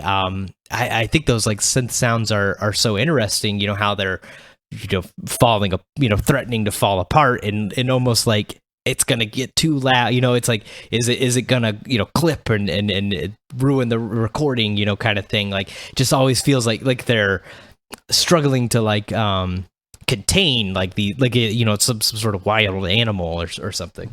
Yeah. I mean, and I like those like big bursts of low end that sort of join in the Red A. It's interesting because it kind of like flickers into something I would call like loop debris. Like the kind of like if you're like messing with a loop, like messing with the time stretching of it, and it's just sort of like flickering out. There's like little touches of that sort of join the track that I think like sort of push it to the 6-minute territory that it is. A lot of people describe it as just like a sort of damaged chord pattern that repeats for 6 minutes, but I feel like actually like new things keep like joining. There's also some of that sort of loop debris on Sin AM, and it just sort of like raises an interesting aspect of this album where it's like, if we were in earlier Autechre territory, like if these tracks were on LSEC or something, all that kind of like weird, like sort of loop noises and stuff would be like front and center on the track, the way they are at the beginning of M4 Lima. Whereas here they're like sort of light touches that just sort of, I don't know, contrast with like just like the beaming beauty of the rest of it.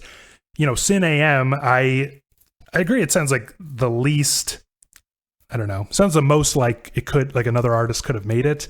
But again, I just feel like it's this great pause. And I feel like both of these tracks, these two kind of longer, like 6.5 minute tracks right before Arcaz, just kind of like cool things down and get things like a lot darker and, you know, sort of still for Arcaz, which I'm not one to like usually come up with imagery to describe tracks, but I just feel like Arcaz just sounds so much like storm clouds sort of rolling in. And I mentioned it sounds sort of like thunder, you know, crackling with those sort of like shrill sounds. I don't know. I just feel like it sets up the ending of the album perfectly.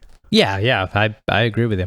Well, we didn't talk about this as early as we usually do, although I just sort of started to, but how do you feel about the overall flow and sequencing of Sign?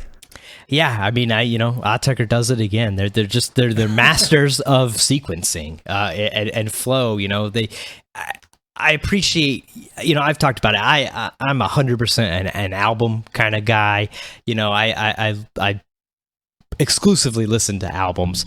And so somebody who, especially, you know, nowadays where that's becoming less and less important, like someone who still like appreciates the, you know, art of the album and the, you know, importance of like a piece, you know, like one solid, you know, piece of music, you know, together and stuff. They've done it again here. You know, I think it flows perfectly. I don't think there's a single track on here that, you know, is out of place or isn't necessary. It all is in such a, you know, like Mataz 8, you know, Form 8 is like a perfect track for the middle of the record. I think Arcaz is, you know, a perfect ending. You know, M4 Lima's a perfect opener. You know, it's just perfect sequencing, really. It's maybe my favorite part about this album, honestly. Yeah, I feel like it just sort of perfectly. And what's like surprising to me is that like when the beats do come in, they don't like sort of shake your senses too much. You know what I mean? Like, because it's kind of moving like back and forth between more like beat oriented tracks and more like sort of lush, sort of verging on ambience type tracks. And I don't know, it just somehow stays very consistent. I also really appreciate like the consistency of, they're like kind of these bright beaming synths that appear in so many tracks, you know, like F7 or GR4, or, you know, countless others. And yet they sound like the same, but different every time. And I mentioned how like the drums, they have like that, they always have that kind of like just arresting crispness to them, but they're always used a little differently. So there's like sort of a consistency of sounds here. It just ties the whole thing together. I mean, I was going to ask you how you would sum up your feelings on Sign. We've already started doing it, but I don't know. I'm just like totally impressed with this album. I think it's like such a striking, I don't know, like exercise in sound design. And again, I can't get over how it's like I could listen to these sounds for eternity, and then just as a little treat, they also made them like gorgeous compositions. They didn't even need to do that. It would have been like such a great album without it, but they did that too, you know? Yeah, definitely. I mean, I definitely enjoy this record. You know, it's not one of my favorite Autechre albums, but it's a very like enjoyable album to listen to. You know, it's perfect for the nighttime and everything, where, you know, a lot of other Autechres, you know, a bit too busy and stuff. So it's not one of my favorites, but I definitely enjoy it. You know, it's because of this like discography being so great. You know, I may be trying to soften the blow of where it is on my list, just because, like, you know, the top is so great that like I just don't want people to think I dislike it, you know, when we get there. Yeah. Well, as a means of transitioning now into Plus, and this might end up being a pretty long episode because of how long we just gushed about Sign, I want to read this comment from listener Joe, who writes, another thing I remember most about the album's release is how immediately people started coming up with crackpot theories, most specifically that there was some mysterious second album coming. I wrote this off at the time as people being disappointed by it. This is always a sign that people are let down by an album, as this kind of shit doesn't happen when modern classics are released. I was surprised as everyone when the Plus rumors ended up being true, and I remember how hilarious it was to listen to your episode dismissing the theory the day after the album had come out. I was with you. I thought there was no way Plus was going to happen. I mean, to be fair, you know, Sean said that there were two albums ready, but I think we both thought they were going to, like, you know, give us a long gap so that we wouldn't, you know, listeners wouldn't like always compare and contrast the two, you know, but we were totally wrong about that. So Do you think that this, like, the second album rumors were detrimental to the way that Sign was received? You know what I mean? Like, people were like, this feels a little empty. It feels a little sparse. It's somehow going to make sense with this second album. And like, they didn't really, approach Sign on its own terms. Yeah, I mean, I think it's exactly like what the listener said. That's such like a common trope. When someone releases an album that's not that great, everyone's like, "Oh, there's a second." Like, what was the Damn, Damnation, with Kendrick Lamar. Yeah, King of Limbs, Tool, like 10,000 Days, it's been going, I mean, that record's from 2006, it's been going on for that long. And so it does always just seem like, you just wait, it'll get better, kind of thing. And so it does sort of seem like diminutive. I was shit talking it in our episode that like day or two before Plus ends up coming out, but I do just want to bring up again that in that episode I correctly predicted the name of the record. So yeah, I was just about to mention that because listener, we talked about it before, and I feel like I've let you gloat enough, but listener Tyler wrote in this week to compliment you for predicting the title of Plus. I guess he was revisiting our first reaction episode. So yeah, I did it. One more time I'll give you credit. On that note, let's move on to Plus. What background info do we need to know? Yeah, everyone knew that Autechre had a second album ready, but it was still a surprise when Plus dropped out of nowhere on October 28th, 2020, just 2 weeks after Sign. Though Plus was announced as Autechre's 15th studio LP, there's been some debate about whether it's a companion piece to Sign or its own thing, and the guys haven't done much to clear up the confusion. In a 2020 interview, Sean explains that Sign came about from us finding a common thread in what we were doing, but after compiling it, we had a group of tracks left over. They were different from what went on Sign, but I don't want to say that Plus consists of leftovers. You can say it's tracks that leaked out from Sign, but that's not really right, At that point, Rob sort of disagrees with him, and Sean attempts to clarify by saying it's a different thing. Tracks that didn't fit in Sign has a clear aesthetic, and the tracks that didn't fit with it were missing. So they're different in various ways. Yeah, that totally clears it up, Sean. Thank you. Thank you for that. Anyway, in regard to reception, Plus was more or less ignored by a lot of publications, and those who did review it were a little mixed. The Wire praised it, but concluded it's reassuring that Autechre can do exactly what's expected of them and still be good at it. And All Music called it a bit meandering, but added its greater focus on rhythm helps it hold together more strongly than Sign. As for fans, I already mentioned this, but on Rate Your Music, Plus is currently tied with Choristers for the lowest rated of Autechre's main albums. So now that the dust has settled a little bit, what is your sense, Dan, of Plus's reputation among fans? Plus has kind of gotten to feel like what it would have been pretty much any other time, but an EP, there's been so many times like through Autechre's career that they release that companion EP that's as long or longer than an LP. But for some reason, this time they decided to call it an LP. And I don't know if it's just because, your average Joe doesn't need 2 Autechre albums in a year, or if it does sort of have a leftover feel to it, but it just sort of feels like it's gotten that, the EPs don't get as much press coverage or, that as many ratings on Rate Your Music and all that. It just sort of feels like it's kind of gotten in that same little territory. I mean, even I have the Rate Your Music things open right now. Sign has 3,018 ratings. Plus has 1,728. So almost a little more than half of Sign's. Yeah, it does seem that way, that it was just sort of ignored. And maybe if you're the kind of person that just checks Pitchfork to know what to listen to, you would have missed it because they didn't bother to review it. And it's probably true for a lot of people. So it has kind of that, going against it. But you're right. At the same time, it's like it was given album status. And I feel like that makes people judge it a bit more harshly, right? Like if it was an EP, it would be like, oh, great, cool, this is fun, but it somehow has to live up to album standards. And I feel like that's kind of hurt it in the long run. Again, we'll be repeating ourselves a little bit here, but what were your first impressions of Plus, and have you spent much time with it since it first came out?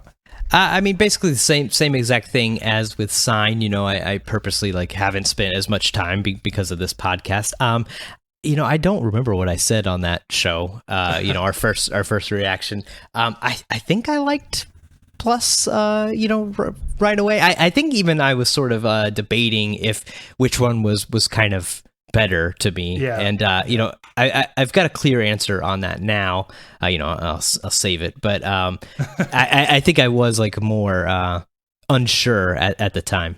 Yeah, I feel like I was a little bit I was just a little bit like mixed on Sign when it first came out, and was sort of pleased by Plus. It never made sense to me, when I first heard it, and as I listened to it over the next couple of weeks after that, it was like I didn't understand how it was supposed to fit together as an album at all. It didn't sound like an album, it didn't flow like an album to me. But just as somebody who just like loved, kind of the NTS era most out of all of Autechre's, discography, there was stuff on here that was like, oh, hell yeah, this is... Mm-hmm. This is what I was, kind of I liked Sign, but what I was kind of missing from it. And I was kind of feeling like I prefer this to Sign, even though I think Sign is like the technically better album. So we'll see if things sort of change from there. Before we get to that leftovers question, let's pretend just for a second that Sign doesn't exist. In that case, how would you describe the sound, structure, etc. of Plus on its own terms? Plus, sort of like what you just said, is a little closer to that previous era. It's much more, beat driven. I guess I'm supposed to pretend Sign doesn't exist. I'm already not doing it, but it's a much more like beat driven record. Yeah, it's definitely more beat driven. I gotta stop using more because it's like Sign doesn't exist. So more. Yeah, I know it's really hard to separate. It is quite beat driven. There you go. Quite noisy and dirty, and yet that isn't always the case. In fact, it's not even the case for like half of the record. Mm-hmm. I feel like sort of the short answer is like it doesn't totally make sense, but I just feel like I just have to break the rule here, but it's like that sort of empty space that was on Sign is just like gone. It's filled with stuff now. Yeah, like, exactly. Every square inch seems to be filled. There's just lots of beats. There's like lots of noisiness. There's lots of abrasiveness. Again, not true for everything here, but when I think of Plus, I think of kind of this like wonky, like madhouse of beats and noise, sorta. Yeah. It's fairly different from Sign. You're right. Like that emptiness, which I think is like such a, I mean, one of the best things about Sign and one of the like most prominent, descriptors of it, is gone. It's filled. Like I don't get that like outer space feeling from Plus at all. I don't really get like any sort of I can't think of what I'm trying to say, but I don't get like that sort of feeling of like a place or a thing, Yeah, I guess. Yeah, I get more of like, less like outer space and more of like a, something like a dark basement or a laboratory or something. There's just like a noisiness to it instead of like an emptiness. Obviously, I think we're demonstrating it's sort of hard to describe Plus on its own terms, but we got a couple overall descriptions from listeners, like this one from listener Marco, who writes, Plus is a weird beast to me. Call me mad, but it reminds me of Ween's The Pod in that a lot of the tracks sound like they have the flu. There's a focus on beats that sound wonky. And this one from listener Joe, who does bring Sign back into it, but says, Sign could soundtrack a documentary about space that showcases the order and elegance of galaxies, stars, planets, and moons moving in beautiful but predictable orbits, whereas Plus could soundtrack a documentary about the chaos and messy unpredictability of electrons, quarks, and strings. Both albums use the same basic ingredients and sound palette, but do so with very different approaches and results. Listener Dan also called Plus a bit more playful and, quite frankly, more fun. So, first off, do you agree that Autechre are using the same sound palette as Sign on here? But do you think it results in an album with its own identity and character? Yeah, sort of in the same way, like most of the album EP things. Like I just said a little bit ago, like they usually sound completely different, but it's always like the same sample banks or sound palette kind of thing that they're working with, and I think that is here. I mean, even from Sean and Rob's comments, it seems these were made contemporaneously and whatnot. So it does sort of seem like they're using those same sounds, maybe patches or whatnot, but definitely in a like different way, a completely different way. Yeah, I think it's so completely different that I have a hard time even agreeing. I mean, there's stuff like on 7FM IC, which seems to sort of reference F7 from Sign. I feel like I can hear those same sort of beaming synth chords or synth tones, but they've been like totally destroyed to the point where they resemble like vacuum cleaner sounds or like fax machines gone mad kind of sounds. And it's like, there's lots of stuff here where I can like sort of hear like the remnants of maybe not always a specific sound, but like the sound palette of Sign. And yet it just sounds like totally scuzzed up and like destroyed and messed with, you know what I mean? Like there's no, like this listener called it like playful and fun, and the beats do have that kind of like wonky like playfulness to them, and yet like there's no hint of melody on most of this, or a lot of this anyway. It just sounds like kind of sheer sound design with no composition. Yeah, definitely. I mean, I think it shows that like it's not only the sounds, but it's the way they use them, because it does have a lot of this like similar, like you said, like almost references or whatever to things on Sign, but I mean it's just used in such a different way. Sign focused so much on like melody and what was such like a pretty sounding record at time, whereas this is noisy and unmelodic and almost like I think if Plus came out first, people wouldn't have looked at this as like, and maybe even if Sign didn't exist at all, like this wouldn't be such a clear cut like new era kind of thing. Yeah, maybe. Yeah, I agree with that. And, kind of on that topic, the topic of leftovers, listeners Joe and Jordan both wrote in to say emphatically that Plus is a proper album, not just a companion piece, and definitely not just leftovers. And they both make the point that AE have had no problem releasing longer releases as EPs when they saw it necessary. But listener Marco says that a lot of the shorter tracks keep the same sound as Sign, which makes me think they couldn't fill an album worth of new material and mixed in some Sign B-sides. Meanwhile, listener Colin says that Plus makes him think they were initially going in an NTS direction and had to pull themselves away from that. Of course, Sean and Rob basically admit that Plus formed from the material left over after Sign. So what do you think about this big question? I wonder if the reason this is called an LP is like solely just because of the times we live in now, meaning streaming and everything. Because we've talked about it. I can't remember exactly which episode, but there was some EP that they basically say is an album, but contractually, they could only release one LP a year or whatever, and an EP, whatever. I think maybe that kind of stuff is at the wayside now. Maybe either just because of Autechre's stature within Warp, or maybe just because it doesn't matter so much anymore with streaming. But like EPs, get buried on like the Spotify. You go to the artist page, like you see the new album like right there. Yeah, EPs are a little lower. So I know a lot of artists like Kanye and Earl Sweatshirt and stuff. They're releasing like very short, basically EPs as albums. I think because they want them to appear right up there. That's a good point, but also I think like just I know just like as a sometimes it just solely has to do with like how many tracks are on it, and sometimes it gets sort of buried in the bottom. Yeah. But I think you can also choose. But yeah, that's a good point. I could see even Warp just wanting to say it's an LP, just so it doesn't get buried down in that mire of the singles EPs. That's an aside. I hate how they mix it with singles.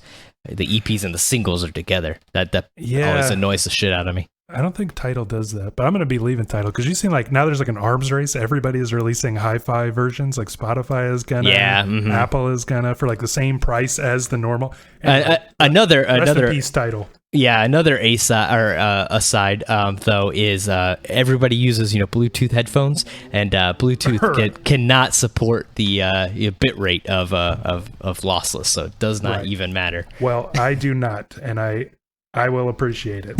But on the topic of leftovers, I mean I know it's like maybe there's practical considerations like you were just saying about like why it's sort of categorized as an album, and it's not like I've ever heard like Autechre didn't do really any interviews associated with Plus, because I think they did their like press tour for Sign, and then they're not the kind that are going to be bothered.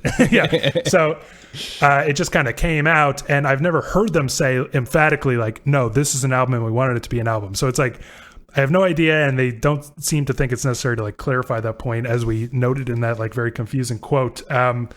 But it sort of sounds like Leftovers. I mean, I agree with I think it was listener Colin.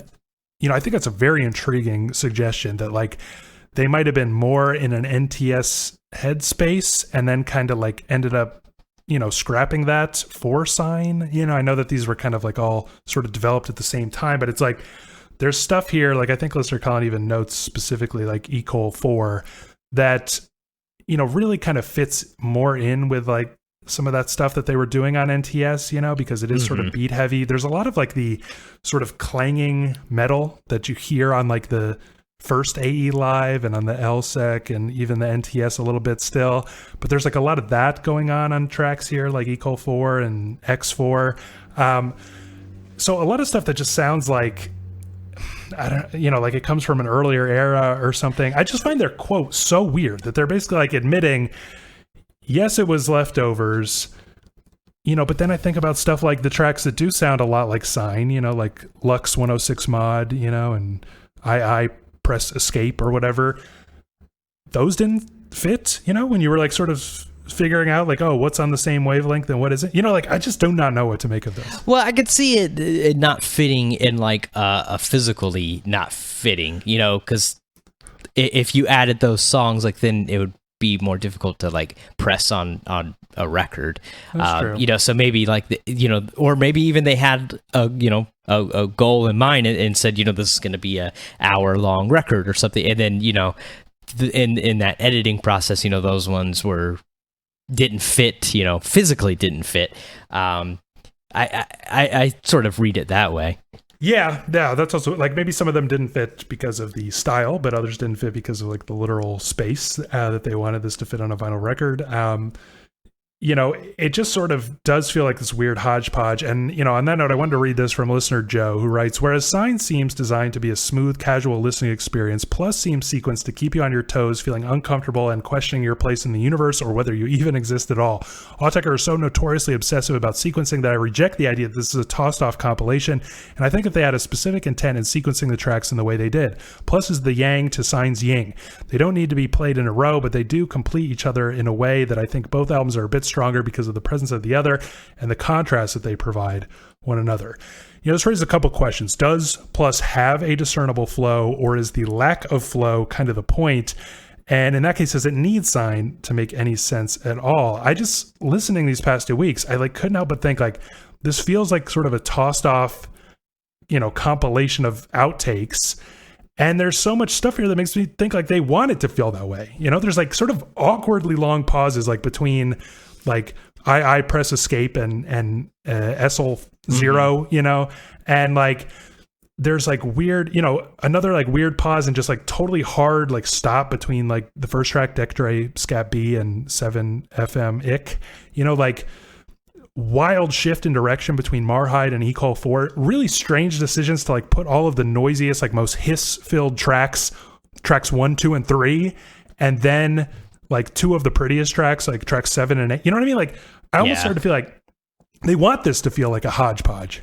Yeah, it's so strange because like this is the most EP feeling, thing, but they're not calling this one an EP. I mean, there's so many of these other EPs that like work just as well as records, and don't feel like Leftovers or hodgepodge. And then this one that they're calling an LP does, and not only that, but like also the artwork like references the other album so strongly, whereas like like Sickly Sweet sort of like looks a little bit like Chiastic Slide and stuff, but like pretty much most of the EPs, kind of have their own style of art. Nothing is like such. I mean, it's literally the same cover, just different colors. Right. Like that. And that's like the fact that it's called plus is like, no, exactly. There's like plus sign and all that stuff, but it's like also plus like bonus. Yeah. So there's that. I should also mention the rumor that they named it as a wink and a nod to the meme of like Sean please sign plus, but it just has this kind of like almost self-conscious like prank vibe where it's like called plus and it's made to feel like leftovers, like they're just baiting us into being like, what the fuck is this? And like I honestly have this experience, like to listener Joe's point, where every song I'm like, what the fuck, it's almost impressive how they accomplish that. Like literally each track I'm like, that's weird, that's a weird choice to go to. Yeah. I know. I mean, I just spent so long, fawning over their sequencing choices on Sign, and then here it's kind of just. I mean, it's not like shuffle because you're right. It's like the noisy songs, and then the ones that sounded like they were could have been on Sign. It's just like they never do like such a. That's almost like just putting it in alphabetical order or something. It's like it's using like just some weird categorization rather than like the actual flow. I know. Yeah, it does feel like that. It feels like some sort of like file, sort of folder. No, exactly. Kind of Filing. And it's like, I don't know. It's almost like they couldn't have made a worse flow if they tried. I feel like it just feels like they deliberately set out, like the masters of sequencing they were like, what would be the worst way we could sequence this record? I mean, maybe that's not entirely true and we'll talk more about it, but it's like, there's just something so baffling about it that it seems to like call attention to itself as leftovers. On that note, one quick question. Would you ever listen to Plus on its own? Like just be in the mood for Plus? It's a little hard to answer that completely yet because obviously, this 2 weeks I had to listen to them together, for the podcast. And, when they first came out and I was listening to them, they both had just come out. But, I will say just over these 2 weeks, I was always like more into listening to Sign and stuff. So again, I mean, like I said, this is sort of the most EP feeling one. Whereas like, a lot of those EPs are cool, whatever. But they're not like the things I frequently come back to and all. And Plus like has that feeling for sure. Yeah, I mean, I pretty much listened to like both records like in the same sitting every day, sometimes multiple times. But there were days where I started with Plus, like just. Oh yeah. I did that. The whole plus sign plus thing. I tried that. Yeah. But it's hard to imagine. And on the topic of like plus sign plus, and listener Joe's comment about them kind of needing each other, I mean, I think he's got a point where it's like, this album feels even more chaotic coming after the like perfectly sequenced and polished Sign. And it almost just feels like, again, everything about it is like calling attention to the chaos that it is. And it does seem intentional. Now, we talked earlier about Autechre's continued love for early electronic music on Sign, and listener Tron shared this related take on Plus. He writes, 7FM-ic is apparently an exercise in FM synthesis smeared out and scattered around over a steady but stuttering beat. Marhide then makes me think that this record is about the gear. It's impossible not to think of the TR-808 when you hear Marhide, and I love every second of it, but I do get a sneaky feeling that I'm being pranked. Is this extremely simple little track just a way of making fun of our tendency to romanticize old crappy gear? To point out how ridiculously nostalgic we are by triggering our pleasure center with a simple loop of sampled old gear served on a bed of static noise.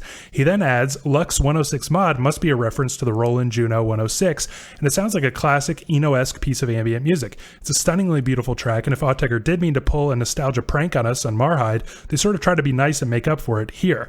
There are a bunch of references to specific gear here, like TM1 Open, which is named after a Roland trigger module, and I'm sure I'm missing others. But to Tron's earlier point, it's worth noting that in a recent interview, Sean says, what the hell do you want a 606 cloned at that? Are you going to get it so you can pretend you're a penniless artist from 30 years ago? Isn't it weird? Like we were just talking about how Sign makes me think of like how beautiful and amazing some of this old gear is. And then on Plus, there are a bunch of tracks like literally named after old gear. We talked, I think, on our first reactions episode about like the Deckard's Dream reference on the first track, which is, classic synth. But they almost seem to be making fun of how shitty this gear is.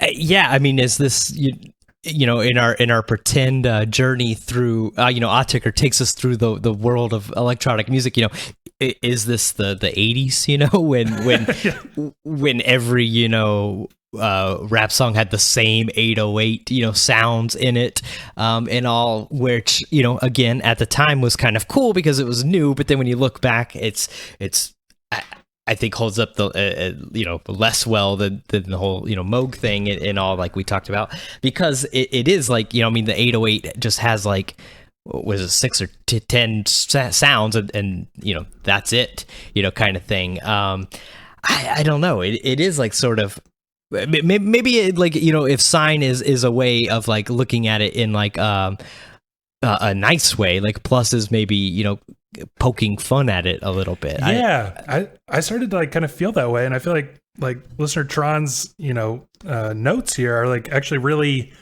revealing in a weird, like really tempting to believe in, I think, where it's like, if the first record, it's almost like they're of two minds about old gear. Like they love it and they worship it, but they also think it's like kind of silly and doesn't need to exist anymore, now that they're like MSP masters and everything. Yeah. And it's like, so it's almost like they made two albums where they're like, well, one is like the genuine love of this old gear, and the other one is like the making fun of the old gear. But then it's like, did they make like a sort of shitty, messy, chaotic album on purpose then? Because they're like, is Marhide meant to suck? It's like kind of just like this weird clunky beat with like this really obvious like 808 cowbell, which is like just preposterous coming from Autechre. And then the lead instrument on the track is hiss, that just builds and builds and builds and like overwhelms the whole track. It almost sounds like there are points on this record like Autechre Scat B. There's so much hiss on that. It sounds like they don't know how to record, Yeah, I was thinking about that. I mean, especially like where Sign is like such a good headphone record. I think Plus is a better, like speaker, or especially like a maybe not great speaker kind of thing. Like I was listening to it on my like little Bluetooth speaker at work and stuff, and some of that hiss gets lost a little bit, and it almost sounds a little better. But yeah, I mean, it does like Autechre kind of sounds like it is, it's like recorded like how I would record something, like in my bedroom kind of thing, not a pro at it. Yeah, because I was listening to like, just coincidentally, I was like listening to a lot of Todd Rundgren recently, and there's like a track on, what's that album, Something Anything, where it's like, he just sort of says, like, he basically like does a bunch of examples of shitty recording, and he's like, this is when, your levels are too high, and this is, and like stuff like that. And I was like, listening to that and then jumping right to this, I was like, this album sounds like Todd Rundgren's example of how not to record things. So I don't know. I find that like very compelling, this theory of Tron's. And yet, I mean, I think there are twists, because it's like, when you get to Ecole 4, that hiss is still there, but it's like woven into the beat. Like they're total masters of sound design, like they took hiss and made something out of it. Whereas the track before it, Marhide, it sounds like the hiss is like wildly out of control and they don't know what the fuck they're doing. And so, I mean, obviously that was intentional, but it's just like, and again, the previous album seems to have such like genuine love for this kind of stuff. And, so it just seems like they're being playful or silly or like pranksters or something. I just totally get that vibe. But let's get into the tracks a little bit more. What are your favorites and why? And maybe I should quiz you real quick. There is only one bolded track on Plus. What do you think it is? Oh man, it's hard to even guess. I'll go with X4. You are right. It is. Oh, really? The only bolded one. It is like substantially higher than anything else here, which is like totally weird to me. But what are your favorite tracks on Plus?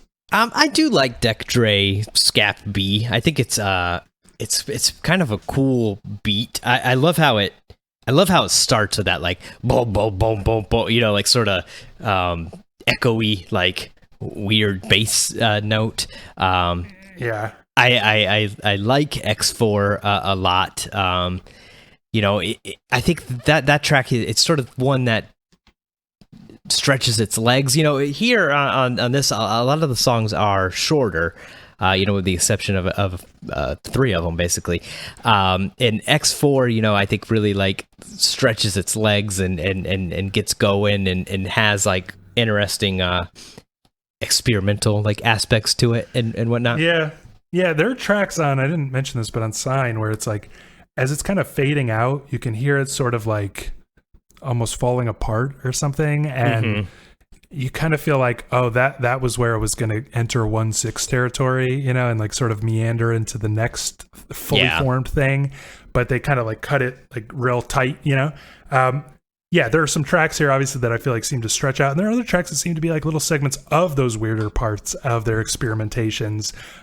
That hiss and stuff does have sometimes like kind of a live quality to it, you know? There's even like weird, like, I don't know, Autechre Scat B sounds like, I don't know, it sounds like musicians like sort of tuning and like sound checking, you know, like when people are setting up and they're all just like making their own noises and stuff. And then it even has like weird kind of like sounds at the end that almost sound like studio noise of like people like plugging things in and unplugging things and stuff like that. Don't know if I'm just hearing that or what, but yeah, I mean, for me, it's like, there's nothing I particularly dislike, but TM1 Open for me is like the obvious highlight. It's like one of my favorite Autechre songs ever. To me, it sort of like eclipses everything else here, but weirdly, because it's the last track, it makes me sort of think like, was the rest of the album awesome? Because that was so awesome. You know, like I just have like this weird feeling when TM1 Open ends where I'm just like so impressed that it like made it the whole album worth it. All the like weird twists and turns of it. But it's just like, I wanted to mention this earlier as well, but there's something about the sound palette of both Sign and Plus that is very techno-y to me. Like it's never used in a techno-y way, but there's like lots of like blipping and blooping and stuff. Yeah, I could see that. Comes from the techno world. And TM1 Open is where they like kind of fully lean into that, except for it's like this totally lopsided, like, I don't know, bloopy wonky thing. It sounds like there's a 4 on the floor beat, but it's like keeps pausing and like adding too many beats to the measure and stuff and like kind of messing up. It like never quite gels. And then it's sort of like, I don't know, it gets into even like silly laser sound. I started to think like, keeping with my theory, like, is this Autechre like trying to make bad techno on purpose, you know? But then it's sort of like elegantly like leads into this kind of like metallic kind of clanky piano, like this weird detuned piano thing, and sort of like opens up all this empty space and just becomes like this absolutely stunning thing for like the last half of it. And it, you know, and it makes like the whole beginning of the track, I think, is like totally worth it to get there and like to arrive at that like great surprise. But to me, this is just far and away the best track here. Now, we got a lot of praise for the 3 long tracks here. Ecol4, which listener Colin calls his favorite track here and maybe my favorite of this entire era. X4, listener Pokepox says it's easy to see this track for the instant classic that it set itself up to be. And TM1 Open, which listener Jordan calls hands down criminally underrated and one of their best closers in their discography. So we already started touching on it, but you know, with these big tracks, they feel like big statements. How do you think they hold up? You know, I like all 3 of these tracks. They're probably some of the best ones on here. The thing is you know, as tracks, they are like some of the best things. I think TM1 Open is like such a great, you know, closing track on this record and stuff, but it's just like the record as a whole like doesn't gel as a record, and so these sort of get like a little lost like in that you know, mire of again it being sort of like that EP thing. Like there's plenty of songs that are on EPs of Autechre's that like kind of get lost a little bit. Yeah, I mean, I think that's true. I mean, they stand out because they're so long, but it's like, it's just weird because it just feels like Ecol4 comes completely out of nowhere. It doesn't make any sense coming after the 3 tracks that it comes after. And yet it's like such an obvious, like incredible piece. Like it's just like the weirdest sort of like heavy metallic clanking beat, like so much like metal on this track. And it sort of like peters out in this weird way. And then the beat returns like in this, if this is not a recorded ride bell, I don't know what to say. Like, I am shocked because it sounds so freaking real. Like as the beat sort of returns in this kind of like clunky, like just, I don't know, it just sounds so real, like a real kit or something. And it's just like this incredible kind of junkyard groove for 15 straight minutes. I mean, I'm in love with it. X4, I feel like I don't like it as much as a lot of people do, but it's like really striking that kind of bouncy like hiccup of a drum pattern kind of thing, and the way it like just keeps picking up steam and like solidifies, you know, when the snare joins, it like all kind of makes sense and is now like this really propulsive like rocket taking off, even though it then kind of like peters out and then weirdly ends on like some of the prettiest chords between both of these albums, like very briefly. But I mean, it's almost like when I listen to this record, I feel like totally confused all the way through. And then I just like look back at it and I'm like, it's worth the price of admission for those 3 tracks. Yeah. I agree. You know, it's definitely a record worth listening to because there is like so much individual gold here. You know, it's just again, it just doesn't like gel as a record. I mean, it feels like leftover compilation, you know, hodgepodge kind of thing. Yeah. Now, we got a surprising amount of love for the opener, Deck Dre Scat B. Listener Joe writes, Plus is easily the weirdest album in Autechre's discography. In this regard, Deck Dre is the perfect opener, but in every other regard, it's the most baffling opening track they've ever done. Feels like it's going to develop into something more orderly like M4 Lima did, but instead it just continues sputtering around with string and synth stabbing left and right. It's probably the biggest statement they've ever made with an opener. And listener Tron writes, the opener works like a little fanfare pulling us back into the AE universe 10 seconds in, and I'm pranked to check what I believe is my phone buzzing from a call, but it turns out just to be this batch of records' carefully distributed dose of Autechre humor. On that note, listener Pokepox wrote in to say, 7FM Ick is a pretty big highlight to me. It's such an uncompromisingly ridiculous track, and I kind of love that. At its best, this track can leave me nearly laughing out loud over just how absurd it sounds, while also offering a pretty fun beat on top of the bizarre screeches and wails that make up a good chunk of the track. I really wish we got more of this goofy, chaotic side of Autechre, as I feel it's something they haven't really explored in a long time. So, you know, we've talked about it a little bit, but what do you think about this sort of bizarre string of tracks at the start of this album, and maybe just like the goofiness in general here? Yeah, I think for the goofiness first, I agree with the listener. 7FM Ick is a little silly, a little goofy. I like it, but that does, synth noises are kind of strange. I like the opener. I mean, I said, Deck Dre is one of my favorites here. I really just love like that opening note. It's such like a good opener for a record. And it's a cool mess. And I mean, do you agree? Like, I think I totally do, that it's like meant to recall M4 Lima. Yeah, no, like it's meant to feel like it's gonna form, and it doesn't. No, exactly. Yeah, that's what I was just about to say. It sort of feels like a different, version of like the experiment of M4 Lima or something. Like it's one that like it didn't coalesce or something. But I think it's like definitely a direct reference to it. Yeah, I feel like it's sort of like a troll, and I feel like a lot of this record is, to the point of the humor. It's like I feel like there is like a weird, silly wonkiness to so much of this, and it's like, I don't know, kind of genuinely funny to me. There are times where I feel like, I don't know, like on 7FM, it's like less funny than kind of frightening. It's kind of like a frightening track to me. I think I feel kind of the same about Deck Dre, and yet just like conceptually, the idea that like 7FM is almost composed of like vacuums run amok is funny. And there's so much shit here where I'm just like, I feel like they're really in like a trolly pranky mood. It's almost like, what did we talk about? What album was it that we talked about? I can't remember now. But it was like, there's been times before where it was like, Autechre seemed to kind of like lean in one direction and be like a little unsure about it. So like, just so you don't forget, like we can still fuck shit up. Like here's some abrasive noise that's going to rip your head off. You know what I mean?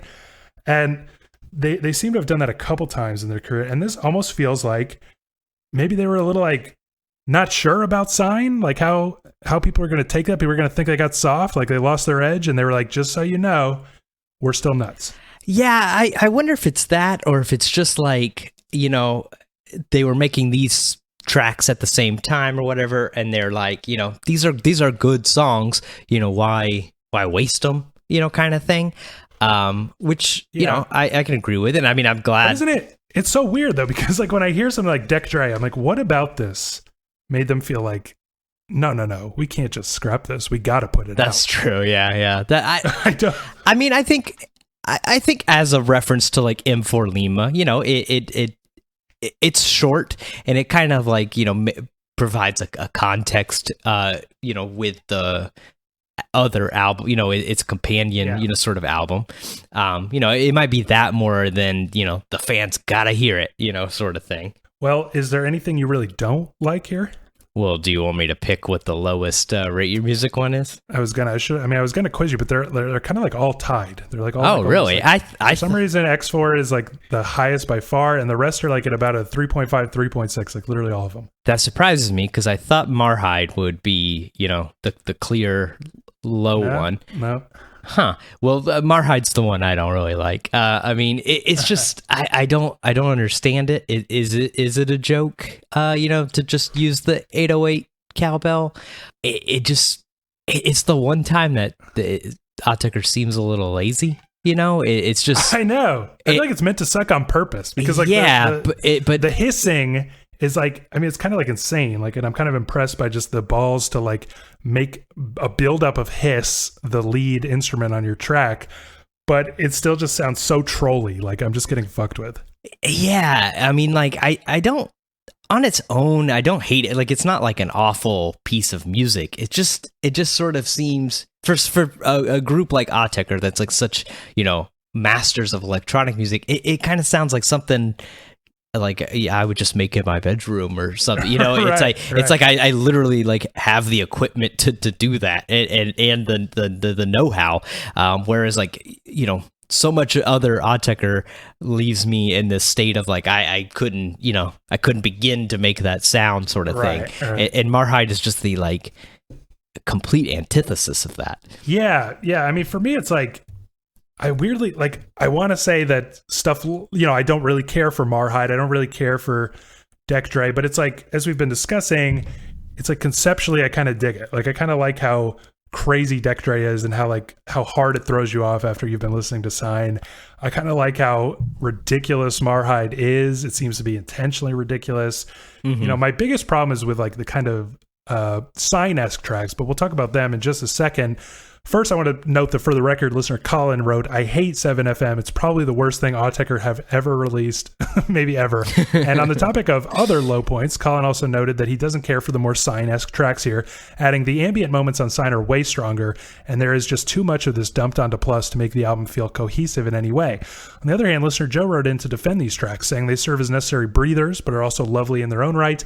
And listener Pokepox, who seemed to like Plus a lot more than Sign, says that anything he doesn't like here is ultimately too short to feel unwelcome.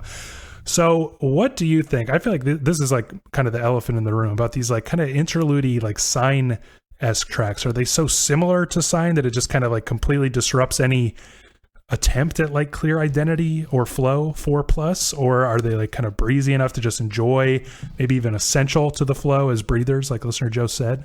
No, I think that they rob Plus of any identity. Those tracks are the ones that feel like leftovers from Sign, and it's like what completely ties this to Sign and makes it feel like an EP to me.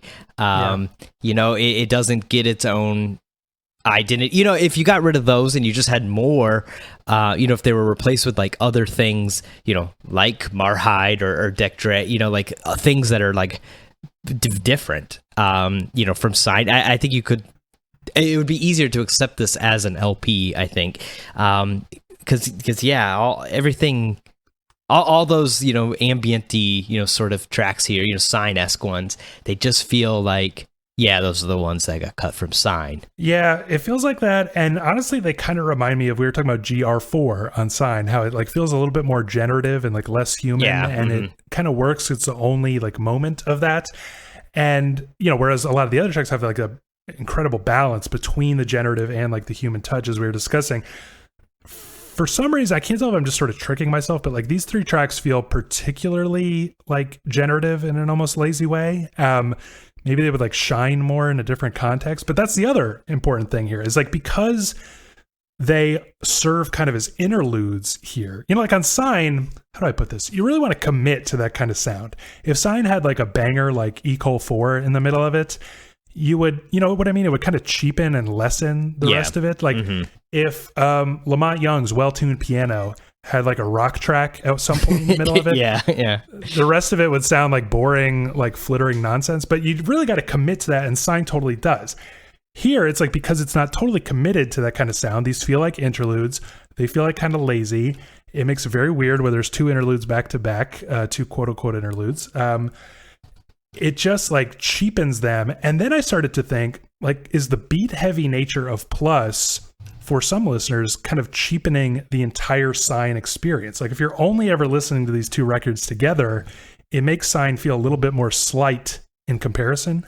Yeah, I could see that. I honestly like sort of wish they didn't release these 2 weeks apart. I mean, I said it in our first, listen sort of thing, before Plus had gotten announced, that I thought that they would give Sign some room to breathe and everything. And then again, with the artwork being so similar, it's like they want them to be related.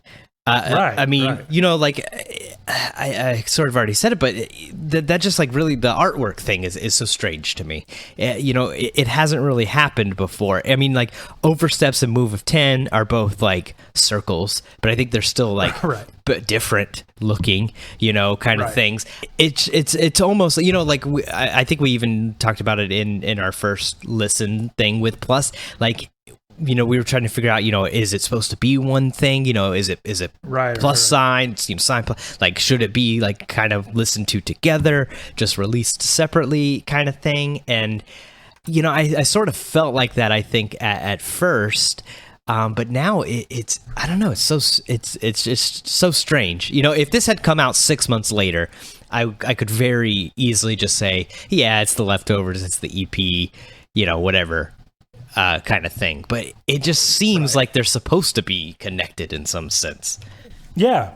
I feel like they wanted them to feel like the yin to the other one's yang, and it's meant to be kind of like tranquility and chaos, or like perfect form and like, just utter mess. Mm-hmm. And I feel like that was kind of detrimental to both albums in a weird way. Like, I do wish there was a little more space, and it could have even kept the same cover art and the same like relationship.